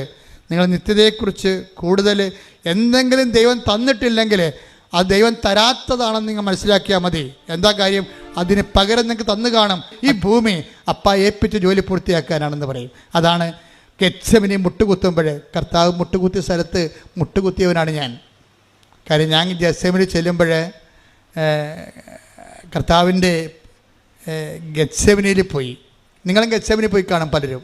പക്ഷെ ഞാൻ അവിടെ ഒരു സൂത്രപ്പടി കാണിച്ചു. ഞാൻ കുർബാന ചെല്ലുകയായിരുന്നു ഗെത്സെമനി നിന്നുകൊണ്ട്. അപ്പം ഗെത്സെമനി കുർബാന ചെല്ലണ എൻ്റെ മുമ്പിലാണ് കർത്താവ് മുട്ടുകുത്തി ചോര വീർത്ത സ്ഥലം കിടക്കുന്നത്. അവിടെ പിച്ചള കൊണ്ട് വലിയ ഒരു പുൽക്കിരീടം ഉണ്ടാക്കി വെച്ചിട്ടുണ്ട്. അപ്പോൾ അവിടെ ഒരു പോലീസ് നിൽക്കുന്നുണ്ട്. അയാൾ അങ്ങോട്ട് നോക്കി നിൽക്കുന്ന സമയത്ത് ഞാൻ എൻ്റെ കൂടെ ഉണ്ടായിരുന്ന ആൻ്റണി പയ്യപ്പള്ളി അച്ഛനാണ്. പയ്യപ്പള്ളി അച്ഛന് കുർബാന കൊടുത്തിട്ട് ആൾക്കാർക്ക് കുർബാന കൊടുക്കാൻ പറഞ്ഞു കുർബാന സ്വീകരണത്തിന് സമയത്ത്. അപ്പോൾ അത് കൊടുത്തിട്ട് അച്ഛനെ മുമ്പോട്ട് കയറ്റി വിട്ട്, അല്ലെങ്കിൽ അച്ഛനും പ്രശ്നം ഉണ്ടാക്കുമെന്ന് എനിക്കറിയാം. ഞാൻ പതുക്കെ വന്നു വെച്ചും ഞാൻ ഒരു നിമിഷം കർത്താവെ സോറി പറഞ്ഞുകൊണ്ട് ഞാൻ ഈ ഗെത്സെമനി കർത്താവ് മുട്ടുകുത്തിയ സ്ഥലത്ത് ഞാൻ എൻ്റെ മുട്ടുകുത്തിയിട്ട് താങ്ക്സ് ലോഡെന്ന് പറഞ്ഞേ. കർത്താവെ നന്ദി എന്ന്. ഈ ഭൂമിയെ രക്ഷിക്കാൻ വേണ്ടി അവസാനമായി നീ മുട്ടുകുത്തിയ സ്ഥലമാണിത്. ഇവിടെ വന്ന് മുട്ടുകുത്താൻ ഒത്തില്ല, നന്ദി എന്ന്. അന്ന് നീ പറഞ്ഞൊരു വാക്കുണ്ട്. എന്താ പറഞ്ഞത്? 17:4. Take the bread of God. ശ്രദ്ധിക്കട്ടെ. ഹല്ലേലൂയ. യോഹന്നാൻ 17:4. അവിടുന്ന് എന്നെ ഏൽപ്പിച്ച ജോലി പൂർത്തിയാക്കിക്കൊണ്ട് ഭൂമിയിൽ അവിടുത്തെ ഞാൻ മഹത്വപ്പെടുത്തി. അതാണ് അവസാനം പറഞ്ഞ വാക്ക്. ഗെത്സെമനി പറയുന്ന വാക്ക് എന്താണ്? ഞാൻ പൂർത്തിയാക്കാൻ പോണ അപ്പ കുരിശിലേക്ക് പോവുകയാണ്, എൻ്റെ ജോലി പൂർത്തിയാക്കാൻ പോവുകയാണ്. കുരിശ് മരിക്കണ മുമ്പ് തന്നെ മരിച്ചതിൻ്റെ മുഴുവൻ അക്കൗണ്ടിലേക്ക് ആദ്യമേ സമർപ്പിക്കും. എന്താ പറയണത്? പിന്നീട് ഈശോ പറയണത് പിറ്റേ ദിവസമാണ് പറയണത് ഇത് എല്ലാം പൂർത്തിയായെന്ന് പറയണത്. എൻ്റെ മക്കളെ, ദൈവം നമ്മുടെ ജീവിതത്തിൽ നിത്യതയുടെ അംശങ്ങൾ സൂക്ഷിച്ചിട്ടുണ്ട്. അത് നമ്മുടെ കേൾക്കപ്പെടാത്ത പ്രാർത്ഥനയാണെന്ന് ഓർക്കണം. പ്രാർത്ഥിച്ചിട്ടും മാറാത്ത ഒരു രോഗമാണെന്ന് ഓർക്കണം. പ്രാർത്ഥിച്ചിട്ടും നന്നാകാത്ത നിൻ്റെ ഹസ്ബൻഡാണെന്ന് ഓർക്കണം. പ്രാർത്ഥിച്ചിട്ടും കിട്ടാത്ത നിൻ്റെ കുഞ്ഞാണെന്ന് ഓർക്കണം. ആരും ദൈവത്തിൽ നിന്ന് കിട്ടിയതല്ല നമ്മൾ ഉയർത്താൻ പോണത്. എൻ്റെ ദൈവവേദന എന്നെ ഉയർത്താൻ പോണത് ദൈവത്തോട് ചോദിച്ചിട്ട് നമുക്ക് കിട്ടാത്തതാണ്. അതാണ് ദൈവത്തിൻ്റെ അതാണ് നമ്മുടെ ആഹാരം. അതാണ് പിതാവ് നമ്മളെ ഏൽപ്പിച്ച് ജോലി എന്ന് പറയുന്നത്. അതാണ് നമ്മളെക്കുറിച്ചുള്ള ദൈവഹിതമെന്ന് പറയുന്നത്. അത് പൂർത്തിയാക്കാൻ അവസരം കിട്ടുമ്പോൾ ചാടി ഉല്ലസിച്ചുകൊണ്ട് ക്രിസ്തുവിൻ്റെ കൂടെ നമുക്ക് ദൈവത്തെ മഹത്വപ്പെടുത്താനുള്ള ദൈവത്തിൻ്റെ അവസരം ഒരു ദൈവ വിളി പോലെ കിട്ടിയിരിക്കുന്നുള്ളത് നമ്മൾ സന്തോഷിക്കണം. അതിൻ്റെ മുഴുവനും കൈയും കാലും വെച്ച രൂപമാണ് അമ്മ. അമ്മയും കുരിശിൻ്റെ ചുവട്ടിൽ നിൽക്കുമ്പോൾ എല്ലാം പൂർത്തിയാക്കിയിട്ടാണ് നിൽക്കുന്നത്. എന്താണ്? ബിഹോൾഡ് എന്ന് പറഞ്ഞതിന് ശേഷം ഇതാ കർത്താവിൻ്റെ ദാസി, നിൻ്റെ വചനം പോലെ എന്നിൽ പൂർത്തിയാകട്ടെ എന്നാണ്. എന്നിൽ നിറവേറട്ടെ എന്ന് വെച്ച് കഴിഞ്ഞാൽ എന്താണ്? എല്ലാം നിറവേറിയെന്നാണ് പറയണത് ഈശോ പറയണത്. അമ്മ പറയണത് എന്താണ്? നിൻ്റെ വചനം പോലെ എന്നിൽ നിറവേറട്ടെ. എല്ലാം പൂർത്തിയാകുന്ന ഈശോ പറയണത്. അമ്മ പറയണത് എന്താണ്? നിൻ്റെ വചനം പോലെ എന്നിൽ പൂർത്തിയാകട്ടെ. രണ്ട് വചനത്തെ പൂർത്തിയാക്കിയ ദൈവഹിതത്തെ ദൈവിക ആത്മാവിൻ്റെ ആഹാരം പോലെ എടുത്തിട്ട് അതിനെക്കുറിച്ച് ദൈവത്തിന് ഞാൻ നിങ്ങളുടെ കാലെ പിടിച്ച് യാചിച്ച് പറയുന്ന ഒരു കാര്യമുണ്ട്. നിങ്ങളുടെ ജീവിതത്തിൽ എന്തെങ്കിലും കാര്യം ദൈവം നിങ്ങൾക്ക് തന്നില്ലെന്ന് വെച്ചുകൊണ്ട് നിങ്ങൾ ഒരിക്കലും ഞാൻ പ്രാർത്ഥിച്ചല്ലോ, ഞാൻ ഉടമ്പടി എടുത്തല്ലോ, ഞാൻ ദൈവത്തിന് വേണ്ടി ജീവിച്ചല്ലോ, എന്നെപ്പോലെ ജീവിക്കാത്ത എത്രയോ പേരെ നീ ഉയർത്തി, എന്നോട് മാത്രമെന്താ നീ എനിക്ക് രോഗം തന്നത്, എന്നോട് മാത്രമെന്താ നീ എൻ്റെ മകനെ ഉയർത്തി വിടാഞ്ഞത് എന്ന് നിങ്ങൾ ദൈവത്തോടൊരു അക്ഷരം മിണ്ടരുത്. ദൈവത്തോട് നമുക്ക് സംഭാഷിക്കാവുന്ന ഏറ്റവും സ്വരം കൂടിയ സംഭാഷണം എന്ന് പറയുന്നത് ഒരു മൗനമാണ്. അത് വെറും മൗനമല്ല, മറിയത്തിൻ്റെ മൗനം. കൈയടിക്കട്ടെ, ശ്രുതിക്കട്ടെ. എന്നെ ഏറ്റവും കൂടെ സന്തോഷിപ്പിക്കുന്ന ഒരു വാക്ക് എന്താണെന്നറിയാവോ? കർത്താവിൻ്റെ 6:33 മത്തായിയുടെ സുവിശേഷം. എന്താ പറയണത്? ഇതൊക്കെ നിങ്ങൾക്ക് ആവശ്യമാണെന്ന് എൻ്റെ സ്വർഗസ്ഥനായ പിതാവിനെ അറിയാം. അപ്പോൾ ഇതൊക്കെ നിങ്ങൾക്ക് ആവശ്യമാണെന്ന് എൻ്റെ എന്ന് പറഞ്ഞ ഇതൊക്കെ നിങ്ങൾക്ക് ആവശ്യമാണെന്ന് എൻ്റെ സ്വർഗസ്ഥനായ പിതാവിന് അറിയാം. നമ്മുടെ ആവശ്യങ്ങളെല്ലാം ആർക്കറിയാവുന്നതാണ്? സ്വർഗസ്ഥനായ പിതാവിന് അറിയാം. ഈശോയ്ക്ക് മാത്രമല്ല കേട്ടോ. ഞാൻ എപ്പോഴും അമ്മ പ്രത്യക്ഷപ്പെട്ടിട്ട് ദുരന്തമുണ്ടാകുമ്പോൾ പ്രാർത്ഥിക്കണം എന്ന് പറയുമ്പോൾ ഞാൻ എൻ്റെ കൂടെയുള്ള ഫസ്റ്റ് ക്രൂസിനോടൊക്കെ പറയും, ഇത് അമ്മ ഏകപക്ഷീയമായി എടുത്ത തീരുമാനമൊന്നുമല്ല. അപ്പായോട് കൺസൾട്ട് ചെയ്തിട്ടാണ്, ഈശോയോട് കൺസൾട്ട് ചെയ്തിട്ടും അപ്പായോട് കൺസൾട്ട് ചെയ്തിട്ടുമാണ് കൃപാസനത്തിൽ പ്രത്യക്ഷപ്പെട്ടിരിക്കുന്നത്. എന്താ കാര്യം? ഒരു കൊന്തയും പിടിച്ചോണ്ടോ കൊച്ചിനെയും പിടിച്ചോണ്ടൊന്നും അല്ല വന്നിരിക്കണത്. സീരിയസ് സബ്ജക്റ്റാണ് ഡീൽ ചെയ്യണത്. ദുരന്തമുണ്ടാകുമ്പോൾ പ്രാർത്ഥിക്കുന്നത്, മനുഷ്യരാശിയോട് സംസാരിക്കണത്, അത് കാണിക്കണത് കാലത്തെ നെഞ്ചിൽ ചാർത്തിക്കൊണ്ടാണ് കാണിക്കണത്. അപ്പോൾ ഇതൊരു സീരിയസ് ആണ് സഭ. അതുകൊണ്ട് തന്നെ നമ്മൾ പോകുന്ന സ്ഥലങ്ങളിലെല്ലാം ഈ പ്രത്യക്ഷീകരണത്തിൻ്റെ സന്ദേശം കൈമാറിക്കൊണ്ടേയിരിക്കണം.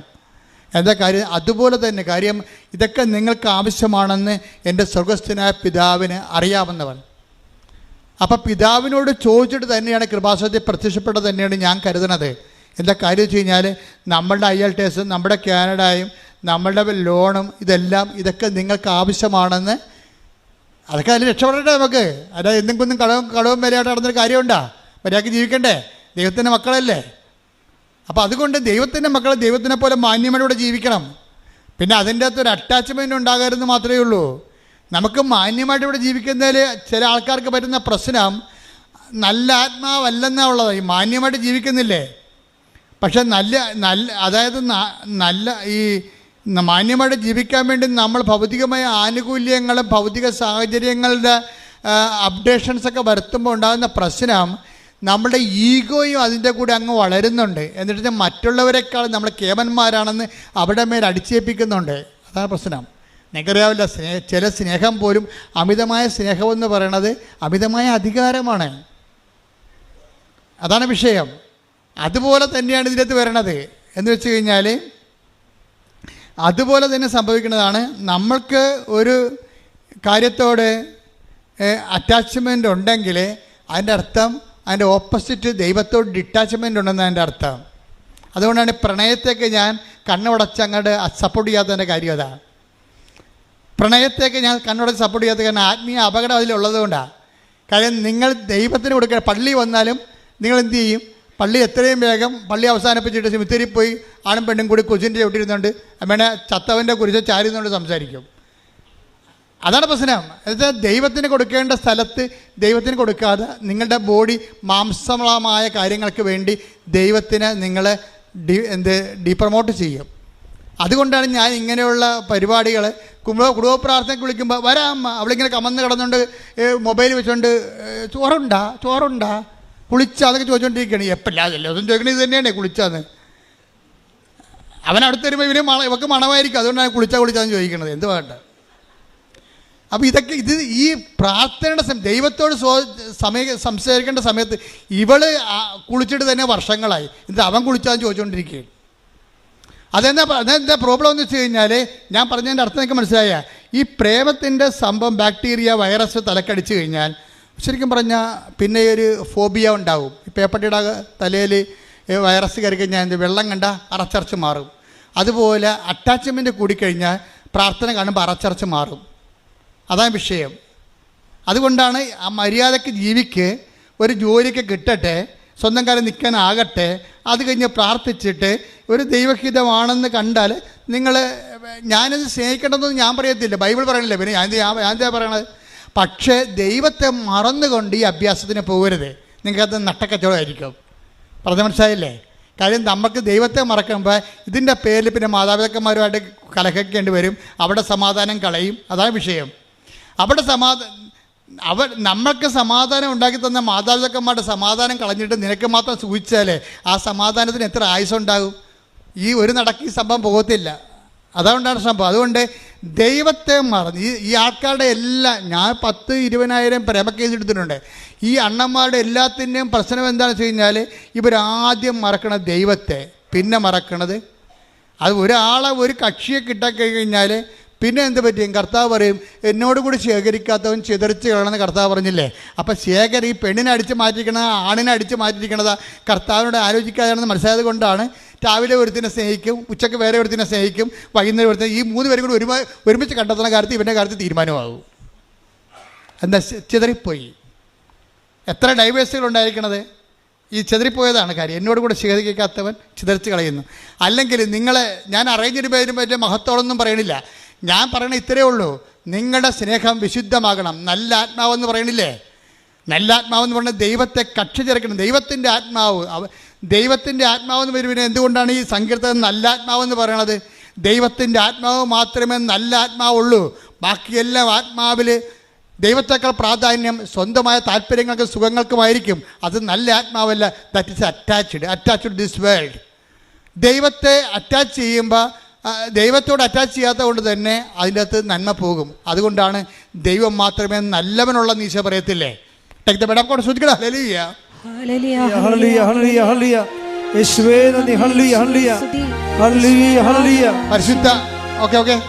പരിശുദ്ധ പരമദിവ്യകാരുണ്യത്തിന് ആരാധനയും സ്തുതിയും പുകഴ്ചയും. പരിശുദ്ധ പരമദിവ്യകാരുണ്യത്തിന് ആരാധനയും സ്തുതിയും പുകഴ്ചയും. ഇപ്പോൾ നമ്മൾ സംസാരിക്കുന്ന വിഷയം എന്ന് പറയുന്നത് ഉടമ്പടിയിലൂടെ നമ്മളൊരു ബയലാറ്ററൽ എഗ്രിമെൻ്റ് ചെയ്യണം. എന്ന് വെച്ചാൽ നമ്മൾ ദൈവമായിട്ട് അറ്റാച്ച് ചെയ്യണം. ജീവിതം അറ്റാച്ച് ചെയ്യണമെന്ന് വെച്ച് കഴിഞ്ഞാൽ അടുപ്പിക്കുക ദൈവമായിട്ട്. ദൈവത്തിന് ഫസ്റ്റ് റെഫറൻസ് കൊടുക്കുകയാണ്. ഫസ്റ്റ് റെഫറൻസ് കൊടുത്തു കഴിഞ്ഞാൽ പിന്നെ ഉള്ള പ്രശ്നം എന്ന് വെച്ച് കഴിഞ്ഞാൽ, ഇപ്പം നിങ്ങൾ എൻ്റെ മുറിയിൽ അങ്ങനെ ഞാൻ ആരെയും കയറ്റാറില്ല. അല്ലേക്കുള്ള എൻ്റെ ക്രൂസ് വളരെ എൻ്റെ പ്രോജക്റ്റ് ചെയ്യുന്നവരായിരിക്കണം. എനിക്ക് അവരോട് ഡിസ്കഷൻ ചെയ്യാനുള്ള എന്തെങ്കിലും സീരിയസ് സബ്ജക്റ്റ് ഉണ്ടാകണം. അല്ലാത്തൊരു തരം ചില സമയത്ത് വല്ലവരുടെ കൂടെ ആരെങ്കിലുമൊക്കെ കയറി വരും. വേറെ ചില പ്രധാനപ്പെട്ട കക്ഷികൾ ചില സീരിയസ് ടോക്കുകൾ നടത്താൻ വേണ്ടി വരുമ്പോൾ മര്യാദ ഉള്ളവരാണെങ്കിൽ ഫോൺ വരുമ്പോൾ അവർ അച്ഛാ ഇത് സീരിയസ് ഫോണാണ്, ഞാൻ ഇന്ന് എടുത്തോട്ടെ എന്ന് ചോദിച്ചിട്ട് പുറത്തോട്ട് പോകും. ചില ആൾക്കാർ അവിടെ ഇരുന്ന് ഫോൺ ചെയ്യും എൻ്റെ മുമ്പിലിരുന്ന്. അപ്പം അവരുടെ കാര്യത്തിൽ തീരുമാനമാകും. പിന്നെ എന്താണ്, ഞാൻ 5 മിനിറ്റുള്ള ചാപ്റ്റർ ക്ലോസ് ചെയ്യും, അയാളെ പുറത്താക്കും. എന്താ കാര്യം? അയാൾ എൻ്റെ അടുത്ത് ഇരുന്നുകൊണ്ട് വേറെ ആൾക്കാരെ വിളിക്കുകയാണ്. ഇതുപോലെയാണ് പ്രാർത്ഥനയുടെ വിഷയം. പ്രാർത്ഥനയിൽ നിങ്ങൾ നിൽക്കുമ്പോൾ അതിനകത്ത് നിന്നുകൊണ്ട് ദൈവത്തേക്കാൾ പ്രാധാന്യമുള്ള വേറെ വിഷയങ്ങൾ നിങ്ങൾ 1ാം സ്ഥാനം കൊടുത്തു കഴിഞ്ഞാൽ ഉടമ്പടി നിങ്ങളുടെ ഉടായ്പാവും. അത് ഭയങ്കര സീരിയസ് വിഷയമാണ്. ഭയങ്കര, അതായത് ഇത് ഞാനായിട്ട് ഉണ്ടാക്കിയതൊന്നുമല്ല കേട്ടാ. ഈ പ്രശ്നം നമുക്കുള്ളത് കാരണമാണ് കൽപ്പന എഴുതിയപ്പോഴും പറഞ്ഞു നിൻ്റെ കർത്താവ് ദൈവം ഞാനാകുന്നു, ഞാൻ അല്ലാതെ. അതാണ് ഈ വേറൊരു ദൈവം ഇടയ്ക്ക് കയറി വരും. അത് ലവ് അഫെയറിലും ഉണ്ടാവും. വേറെ ദൈവമായിട്ട് നിങ്ങളുടെ പ്രണയ സഖാവ് കയറി വരും. അതാണ് വിഷയം. വേറെ ദൈവമായിട്ട് തരും. കാര്യം അവനാണ് തീരുമാനിക്കുന്നത്, അല്ലെങ്കിൽ അവളാണ് തീരുമാനിക്കുന്നത് നമ്മൾ പള്ളിയിൽ പോകണ വേണ്ടേന്ന് പറഞ്ഞ പോലെ. അതാ നമ്മൾ കുമ്പസാരിക്കണ വേണ്ടേന്ന് തീരുമാനിക്കണ ആരാണ്? കുമ്പസാരിച്ചാൽ പിന്നെ ഇവൻ്റെ തോണ്ടലും തൊഴിലൊന്നും നടക്കത്തില്ലാത്തത് കൊണ്ട് അവളോട് പറയുന്നത് കുമ്പസാരിക്കണമെന്ന് പറയും. ആ പന്നി പറയണം മാത്രമേ ഇവിടെ കേൾക്കത്തുള്ളൂ. തീർന്നില്ല, ഇവിടെ കാര്യത്തിൽ തീരുമാനമായില്ലേ? This is situations. അപ്പോൾ ഇതിൻ്റെ പ്രാക്ടിക്കൽ സൈഡ് ഒരു പക്ഷേ ദൈവത്തിന് ഗെറ്റ് ഔട്ട് അടിക്കണപ്പോൾ അതാണ്. അതുകൊണ്ട് തന്നെ ഉടമ്പടിയിലുള്ള മക്കൾ വളരെ സൂക്ഷിച്ച് വേണം. ഇക്കാലങ്ങളിൽ നിനക്ക് ഫ്രെയിം ഓഫ് റെഫറൻസിൽ ഫസ്റ്റ് റെഫറൻസ് നിന്റെ ദൈവം തന്നെയായിരിക്കണം. പ്രാർത്ഥിക്കുക, കർത്താവായ ദൈവമേ, എൻ്റെ ജീവിതത്തിന്റെ എല്ലാ കാലങ്ങളിലും ദൈവത്തിന്റെ വചനങ്ങൾക്ക് 1ാം സ്ഥാനം കൊടുത്തുകൊണ്ട് ജീവിക്കാൻ ഉടമ്പടിയുടെ ഉത്സാഹത്തോടെ ജീവിക്കാൻ എന്നെ സഹായിക്കണമേ. ശ്രുതികട ഹല്ലേലൂയ.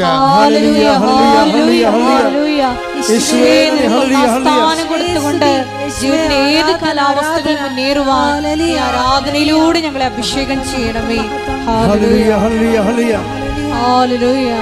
ആരാധന, ആരാധന യേശുവേ, ആരാധന, ആരാധന, ആരാധന സ്നേഹമേ, ആരാധന. പരിശുദ്ധ പരമദിവ്യകാരുണ്യത്തിന് നേരവും ആരാധനയും സ്തുതിയും പുകഴ്ചയും ഉണ്ടായിരിക്കട്ടെ. ഇത്രയും നേരം കർത്താവ് നിങ്ങളോട് എന്നോട് സംസാരിച്ചത്, ഏതെങ്കിലും വിഷയത്തിൽ ടൈം ലാഗ് ചെയ്യുന്നുണ്ടെങ്കിൽ അത് കിട്ടണത് വരെ അത് ദൈവഹിതമായിട്ട് തന്നെ നീ കണക്കാക്കണം. You got the point. മനസ്സിലായില്ലേ? ഏതെങ്കിലും കാര്യത്തിൽ നിങ്ങൾക്കറിയാം ഇത് കൃപാസനമാണ്. ഈ ഭൂമിക്ക് മുകളിൽ ഒരു ദിവസം മുഴുവനും നിന്ന് സാക്ഷ്യം പറയുന്ന ലോകത്തിലെ ഏക ഇടമാണിത്. നിൻ്റെ ജീവിതത്തിൻ്റെ പ്രശ്നം ഇവിടെ വന്നാൽ തീരാവുന്നേ ഉള്ളൂ. അതുകൊണ്ടാണ് ദൈവം നിന്നെ ഇവിടെ കൊണ്ടുവന്നത്. നിൻ്റെ കഴിവുകേടിനേക്കാൾ ഉപരി അമ്മയുടെ കഴിവിലും അമ്മയുടെ പ്രത്യക്ഷീകരണ സന്ദേശത്തിൻ്റെ ദൈവഹിതത്തിലുമാണ് ഇത് വർക്ക് ചെയ്യുന്നുണ്ടെങ്കിൽ പ്രത്യക്ഷീകരണത്തിന് സാക്ഷിയാകാൻ ആര് തീരുമാനിച്ചാലും അവൻ്റെ കാര്യത്തിൽ ദൈവം തീരുമാനമെടുക്കും. എന്താ കാര്യം? അത് നമ്മുടെ കഴിവിലല്ല, ദൈവത്തിൻ്റെ കൃപ കൊണ്ട്. കൈയടിക്കട്ടെ, ശ്രദ്ധിക്കട്ടെ.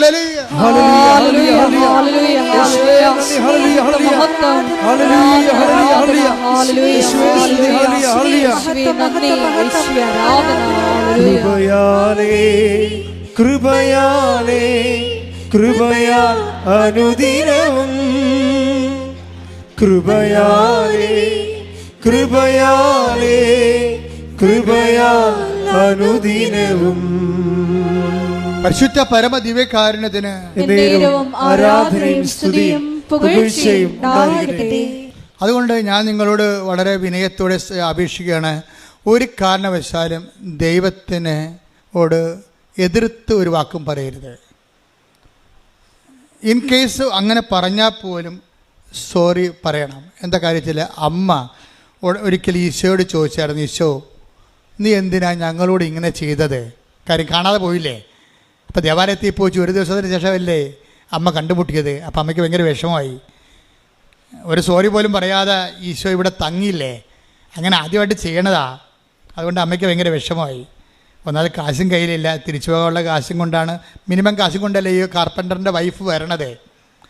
അങ്ങേരെ ഉടിയും കൊട്ടുപൊടിയും എടുത്തിട്ടല്ലേ കഞ്ഞി വെച്ച് പോണത്. അതിൻ്റെ അകത്തുനിന്ന് ബാക്കിയുള്ള നക്കാപ്പിച്ച കാഴ്ച പിടിച്ച് വെച്ചിട്ടാണല്ലോ ഒരു കൊല്ലം കഴിയുമ്പോൾ പള്ളി കൂശി പൊട്ടിച്ച് പള്ളിയെ വന്നത്.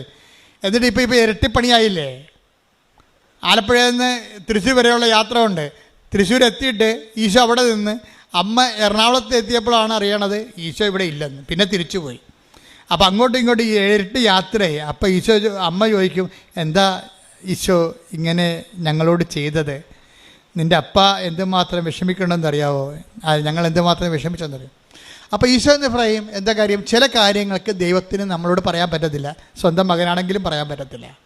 അപ്പോൾ ചില കാര്യം ദൈവം നമ്മളോട് പറയത്തില്ല. എന്തുകൊണ്ട് അങ്ങനെ ചെയ്തെന്ന് നിങ്ങൾ ചോദിക്കരുത്. കാര്യം ഈശോയ്ക്ക് വേണമെങ്കിൽ സോറി പറയാമായിരുന്നു, പറഞ്ഞില്ല.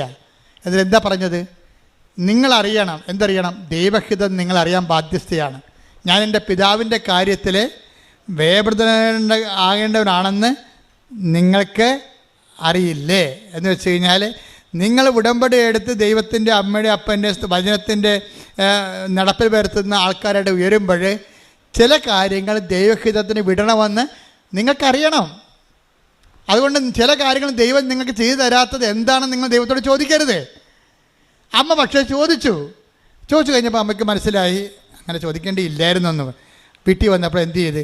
ഹൃദയത്തിൽ സംഗ്രഹിച്ചു. അതിന് മറുപടി ചോദിച്ചില്ല. നീ എന്താ എന്നോട് അങ്ങനെ ചോദിച്ചത് അവിടെ വെച്ച്? നിൻ്റെ നീ പറയാതെ നിൻ്റെ ഹിതം നീയല്ലേ ദൈവം? ഞാൻ നിന്നെ പെറ്റെടുക്കാൻ വേണ്ടി ദൈവം എന്നെ ഉപകരണമാക്കിയല്ലേ. നിനക്കൊരു വാക്കെന്ന് പറഞ്ഞാൽ കുഴപ്പമൊന്നുമില്ല. ഞാനല്ല അങ്ങനെ ഒന്നും ചോദിച്ചില്ല. ഈശോയോട് വീട്ടിൽ വന്ന് തർക്കോത്തരം പറയാൻ അമ്മ തയ്യാറായില്ല. അതിന് പകരം എന്താ ചെയ്തത്? അവളെ ഹൃദയത്തിൽ സംഗ്രഹിച്ചു. ചില കാര്യങ്ങൾ ദൈവത്തിന് നമ്മളോട് പറയാൻ പറ്റത്തില്ല, നമ്മൾക്ക് ഹൃദയത്തിൽ സംഗ്രഹിക്കാൻ പറ്റത്തേ ഉള്ളൂ. അതാണ് നിൻ്റെ അന്നന്ന് വേണ്ട ആഹാരം, അതാണ് ദൈവഹിതം, അതാണ് നിൻ്റെ നല്ല ആത്മാവിലേക്ക് നീ സഞ്ചരിച്ചെത്തുന്നതിൻ്റെ സൂചന. കൈയടിക്കട്ടെ. സമയത്തും അസമയത്തും സുവിശേഷത്തിൻ്റെ ചൈതന്യം ഉൾക്കൊള്ളാൻ എന്നെ സഹായിക്കണമേ. Take the metaphor, സമയത്തും അസമയത്തും സുവിശേഷം പ്രസംഗിക്കുക. ശ്രുതികട്ടെ. ഹല്ലേലൂയ ഹല്ലേലൂയ ഹല്ലേലൂയ ഹല്ലേലൂയ ഹല്ലേലൂയ. യേശുവേ നന്ദി. ഹല്ലേലൂയ ഹല്ലേലൂയ ഹല്ലേലൂയ ഹല്ലേലൂയ ഹല്ലേലൂയ. യേശുവേ ആരാധന ആരാധന ആരാധന. യേശുവേ നന്ദി. മഹത്വം മഹത്വം മഹത്വം. ഹല്ലേലൂയ ഹല്ലേലൂയ. 2 തിമോത്തിയോസ് 4:2. 2 തിമോത്തി 4:2. വചനം പ്രസംഗിക്കുക. വചനം പ്രസംഗിക്കുക. സാഹചര്യങ്ങൾ അനുകൂലമാണെങ്കിലും അല്ലെങ്കിലും ജാഗരൂകതയോടെ വർത്തിക്കുക. മേ ബി, അതായത് നമ്മളെ സംബന്ധിച്ചിടത്തോളം ഉടമ്പടി എടുത്തു കഴിഞ്ഞാൽ പിന്നെ നമ്മുടെ ഓപ്ഷൻ എന്ന് പറയുന്നത് വചന കൈമാറ്റമാണ്. ചിലപ്പോൾ അനുകൂല സാഹചര്യം വരും, ചില പ്രതികൂല സാഹചര്യം വരും. നിങ്ങൾക്ക് സുവിശേഷത്തിനൊരു നിലപാടുണ്ട്. ഇപ്പം സുവിശേഷം കൊടുക്കുക സാഹചര്യം അനുകൂലമാണെങ്കിലും അല്ലെങ്കിലും. അതുപോലെ തന്നെയാണ് സുവിശേഷത്തിന് സാക്ഷ്യമാകുക സാഹചര്യം അനുകൂലമാണെങ്കിലും അല്ലെങ്കിലും. എന്ന് പറഞ്ഞ് സുവിശേഷത്തിന് സാക്ഷ്യമാവുക, സാഹചര്യം അനുകൂലമാണെങ്കിലും അല്ലെങ്കിലും. ഇതിന് രണ്ടിനും ആത്മീയമായിട്ട് ഒരേ വാല്യൂ ആണ്. അനുകൂല സാഹചര്യത്തിൽ നീ സുവിശേഷത്തിന് സാക്ഷിയാകണതിനും 10 മാർക്കുണ്ട്. പ്രതികൂല സാഹചര്യത്തിൽ നീ സുവിശേഷം സാക്ഷിയാകണതിന് ചിലപ്പോൾ 15 മാർക്ക് കിട്ടുമെന്ന് വരും. അപ്പം സാഹചര്യത്തെ സംബന്ധിച്ചിടത്തോളം നല്ല പ്രധാനപ്പെട്ട സാഹചര്യം എന്ത് സംഭവിക്കാം. ചിലപ്പോൾ നീ ഒരു ഭർത്താവ് മരിച്ച വിധവയായിരിക്കാം. ചിലപ്പോൾ നീ 2 അബോർഷൻ കഴിഞ്ഞിട്ടുള്ള ഇങ്ങനെ കൂടെ അബോർഷൻ ടെൻഡൻസി കാണിക്കുന്ന ഒരു ഗർഭപാത്രമൊക്കെ നിനക്കുള്ളത്. സാഹചര്യം എന്തുമാകാം നിൻ്റെത്. പക്ഷേ ഇതെല്ലാം കഴിഞ്ഞിട്ട് വയറെ പത്തി പിടിച്ച് ദൈവത്തിൻ്റെ തന്തയ്ക്ക് വിളിച്ചിട്ട് കാര്യമില്ല. എന്താ ചെയ്യേണ്ടത്? കർത്താവേ, ഞാൻ നിൻ്റെ മുമ്പിലൂടെ പോവുകയാണ്. കാര്യം ഉടമ്പടി ചെയ്യുമ്പോൾ ആദ്യം പറഞ്ഞത് എന്താണ്? ദാവീദ് പറഞ്ഞതും എബ്രഹാം പറഞ്ഞതും ഒരു കാര്യമാണ്. എന്താണ്? എബ്രഹാത്തിനോട് ദൈവം പറഞ്ഞത് എന്താണ്? നീ എൻ്റെ മുമ്പാകെ ഉണ്ടാകണം, സാഹചര്യം അനുകൂലമായാലും പ്രതികൂലമായാലും. മനസ്സിലായോ? വേറെ കണ്ടവൻ്റെ പുറകെ മുമ്പേ പോയി നിൽക്കരുതെന്ന് അർത്ഥം. Take the bed of God 17:3. ശ്രുതിക്കട്ടെ. ഹല്ലേലൂയ. ഉൽപ്പത്തി 17:1. അബ്രാമിന് 99 വയസ്സായി. കർത്താവ് പ്രത്യക്ഷപ്പെട്ട് അവനോട് അരുളി ചെയ്തു, സർവശക്തനായ ദൈവമാണ് ഞാൻ, എന്റെ മുമ്പിൽ വ്യാപരിക്കുക, കുറ്റമറ്റവനായി വർത്തിക്കുക. ഇതിന്റെ വിഷയം എന്ന് വെച്ച് കഴിഞ്ഞാൽ whatever happens to you, പക്ഷെ നീ എൻ്റെ മുമ്പിൽ തന്നെ ഉണ്ടാകണം. Because I am almighty God. ഞാൻ ദൈവമാണെന്നല്ല പറഞ്ഞത്. എന്താ കാര്യം? സർവശക്തനാണ്. നിൻ്റെ സാഹചര്യത്തെ എന്ത് വേണമെങ്കിലും അങ്ങോട്ടും ഇങ്ങോട്ടും ചേഞ്ച് ചെയ്യാൻ I can do it. So എൻ്റെ മുമ്പിൽ തന്നെ നീ ഉണ്ടാകണം. എന്ന് വെച്ചാൽ നമ്മുടെ സാഹചര്യം അനുകൂലമായാലും പ്രതികൂലമായാലും നമ്മൾ ദൈവത്തിൻ്റെ തിരുസന്നിധി ഉണ്ടാകണം. അല്ലാതെ ഇന്ന് കൊച്ചു സൈക്കിളെ ഇടിച്ച് അല്ലെങ്കിൽ മകളെ പട്ടി കടിച്ചെന്ന് പറഞ്ഞ് ഇന്ന് കുടുംബപ്രാർത്ഥന വേണമെന്ന് പറയരുത്. നീ ദൈവത്തിന് മുമ്പിലല്ല അപ്പോഴും. ഇന്ന് നമ്മൾ ഉടമ്പടി എടുത്തിട്ട് അപ്പോൾ നമ്മൾ പച്ചത്തിരി കത്തിക്കുമ്പോൾ തന്നെ ഭർത്താവ് അവിടെ കിടന്ന് 2 സ്മോളൊക്കെ വിട്ടിട്ട് അവിടെ കിടന്ന് പറയും, പച്ചത്തിരി കത്തിച്ച് കൊച്ചിനെ പട്ടി കടിച്ചെന്ന് പറയും. ആ ഭ്രാന്തൻ എന്തെങ്കിലും പറയട്ടെ, you don't mind about it. കാരണം നിന്നോട് എന്താ പറഞ്ഞിരിക്കണത്? എന്താ പറഞ്ഞിരിക്കണത്? നീ സാഹചര്യം അനുകൂലമായാലും എന്താണ്, നീ എൻ്റെ മുമ്പിൽ തന്നെ ഉണ്ടാകണം. അപ്പം നീ പ്രാർത്ഥിക്കണത് എന്താണ്? പ്രാർത്ഥിച്ചേ, കർത്താവേ, ഉടമ്പടി പ്രകാരം എന്റെ സാഹചര്യം പ്രതികൂലമായാലും ഉൽപ്പത്തി 17:1 അനുസരിച്ചുകൊണ്ട് നിന്റെ മുമ്പിൽ തന്നെ ഉണ്ടാകാൻ എന്നെ അഭിഷേകം ചെയ്യണം. ശരി, ചില കയ്യബദ്ധങ്ങൾ വന്നു കഴിഞ്ഞായിരിക്കും അറിയണം. ദൈവമേ, ഞാൻ ഉടമ്പടി എടുത്താണല്ലോ, ഞാൻ ഓർത്തില്ലല്ല, അബദ്ധമായി പോലല്ല, അങ്ങനെ ചെയ്യരുതായിരുന്നു, അങ്ങനെ പറയരുതായിരുന്നു, ഇനിയിപ്പോൾ എന്ത് ചെയ്യും? കുമ്പസാരിക്കാതെ ഉടമ്പടി ചെയ്യാൻ പറ്റുമോ? എൻ്റെ മകളെ, നീ ഒന്നും ചെയ്യേണ്ട, സോറി എന്ന് പറഞ്ഞാൽ മാത്രം മതി. എന്താ കാര്യം എന്നറിയാവോ? ഒരു സോറി പറഞ്ഞൊരു മനുഷ്യനാണ് ഇസ്രായേൽ ഭരിച്ചത്. നീ ഓർക്കണം. ഞാൻ ദാവീദിൻ്റെ കുഴിമാടത്ത് ചെല്ലുമ്പോൾ അവിടെ 1.5 മണിക്കൂർ നിന്ന് പ്രാർത്ഥിച്ചിട്ട് എൻ്റെ കൂട്ടം തെറ്റിപ്പോയൊരു മനുഷ്യനാണ് ഞാനും വിജയകുമാറും. ഞങ്ങൾ ഈ ദാവീദിൻ്റെ കുഴിമാടം കണ്ടപ്പോഴെല്ലാം മറന്നുപോയി. അവിടെ നിന്ന് അങ്ങോട്ട് പ്രാർത്ഥിക്കാൻ തുടങ്ങി. കാര്യം ഞങ്ങൾക്ക് മുമ്പ് നിൽക്കുന്ന 2 യഹൂദന്മാർ ധൂപം ഇങ്ങനെ അർപ്പിച്ചുകൊണ്ട് അവരിങ്ങനെ സങ്കീർത്തനങ്ങൾ പാടി ആടി അവരിങ്ങനെ നിർവൃതി നിൽക്കുകയാണ്. എത്ര കൊല്ലം, 2500 കൊല്ലം മുമ്പ് മരിച്ചുപോയി, 2000 അല്ല 10,000-3000 കൊല്ലം മരിച്ചുപോയ ദാവീദിന്റെ സിംഹാസനം, ദാവീദിൻ്റെ കുഴിമാടത്തിൽ ഈ യഹൂദ പുരോഹിതന്മാർ ഇരുന്നുകൊണ്ട് ധൂപാർച്ചന നടത്തി പ്രാർത്ഥിക്കണ കണ്ടപ്പോൾ പ്രാർത്ഥന എന്താണ് നമ്മൾ ഇത്രയും നാൾ പ്രാർത്ഥനയേക്കാൾ വേറൊരു പ്രാർത്ഥന ഉണ്ടല്ലോ. ഇങ്ങനെ തീഷ്ണമായിട്ട് 24 മണിക്കൂർ ആ മനുഷ്യനവിടെ നിന്ന് പ്രാർത്ഥിക്കുകയാണ്. അപ്പം ഞാനും കൂടെ നിന്ന്, വിജയകുമാരൻ കൂടെ നിന്ന് പ്രാർത്ഥിക്കുകയാണ്. ഞങ്ങൾ 1.5 മണിക്കൂർ അറിയാതെ നിന്ന് പ്രാർത്ഥിച്ചു പോയി. തിരിഞ്ഞു നോക്കിയപ്പോൾ കൂട്ടം കാണുന്നില്ല. പഴയ ജെറുസലേമിലാണ്, അകപ്പെട്ടു പോയി. പിന്നെ ഞാൻ കൊന്തയല്ലി ആ പണ്ടി ടെല്ലവീവിലേക്ക് ജെറുസലേമിൽ കണ്ടുപിടിച്ചത്. കൊന്തയല്ലി 1.5 മണിക്കൂർ നടന്ന് എപ്പോഴും അതിൻ്റെ അത് പെട്ടുപോയാൽ പിന്നെ രക്ഷപ്പെടാൻ പാടില്ല. പക്ഷെ മാതാവ് കൂടെ ഉണ്ടായിരുന്നു. എനിക്ക് ഞാൻ കാറിൽ പോകുമ്പോൾ അമ്മയോട് പറഞ്ഞു, അമ്മേ ഞാൻ ഹോട്ടലിൽ നിന്ന് ഇറങ്ങിയപ്പോൾ വണ്ടി ഏതാണെന്ന് കണ്ടില്ല, അതിൻ്റെ ഡിസൈൻ അറിഞ്ഞില്ല, അതിൻ്റെ പേരറിയാൻ പാടില്ല, ഞങ്ങളെ കൊണ്ടുവന്ന ഞങ്ങൾക്ക് ഈ 16 ലൈൻ റോഡാണ്, നമ്മുടെ 4 ലൈനല്ല 16 ലൈൻ റോഡാണ്. അങ്ങോട്ടും ഇങ്ങോട്ടും വണ്ടി ഇങ്ങനെ നൂല് പോലെ ഇങ്ങനെ പാകിയിട്ടിരിക്കുകയാണ്. അതിൻ്റെ ഇടയ്ക്ക് ഈ വണ്ടി ഇവിടെ പോയി. നേരത്തെ അവർ ഞങ്ങളോട് ഹോട്ടലിൽ നിന്ന് ഇറങ്ങിയപ്പോഴേ പറഞ്ഞാൽ നിങ്ങൾ ഒരു കാരണവശാലും കൂട്ടം തെറ്റി പോയത്, കൂട്ടം തെറ്റി പോയാൽ ഹോട്ടലിലേക്ക് വിളിക്കാനേ പറ്റത്തുള്ളൂ എന്ന് പറഞ്ഞ് ഹോട്ടലിൻ്റെ നമ്പർ തന്ന്. ഹോട്ടൽ 90 കിലോമീറ്റർ അകലെയാണ്. പക്ഷേ വിജയകുമാറിൻ്റെ ഫോണിൽ ചാർജുമില്ല.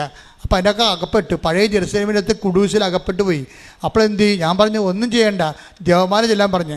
ഞങ്ങൾ ഒരു ജപമാല ചെല്ലിയിട്ട് കണ്ട വഴി തെക്കും വടക്കും അറിയാൻ പാടില്ല, നല്ല ഉച്ച 12 മണി നേരം, നല്ല ഒരു 40 ഡിഗ്രി ചൂട്, അങ്ങോട്ടാണ്. അങ്ങോട്ട് പോകുമ്പോൾ അങ്ങോട്ടും ഇങ്ങോട്ട് വഴി, പടിഞ്ഞോട്ട് വഴി, പിന്നെ അങ്ങോട്ട് പോകുമ്പോൾ പിന്നെ ഇടക്കോട്ട് വലത്തോട്ടും വഴി, പിന്നെയും വഴി. ഏത് വഴിയാണ് റോഡെന്ന് എവിടെ എത്തുമെന്ന് ഒരു പിടിയില്ല, വെച്ച് നടക്കുകയാണ്. അപ്പം ഞാൻ പറഞ്ഞു, അമ്മേ നീ നടന്ന വഴിയാണിത്, നീ നടന്ന വഴിയാണിത്. ഞങ്ങൾക്ക് 2 പേർക്ക് ആദ്യമായിട്ട് ഇവിടെ വന്ന് ലാൻഡ് ചെയ്യേണ്ടതാണ്, ഞങ്ങൾക്ക് ഇവിടുത്തെ വഴിയൊന്നും അറിയത്തില്ല, ഞങ്ങളുടെ വണ്ടിയും അറിയത്തില്ലെന്ന് പറഞ്ഞു.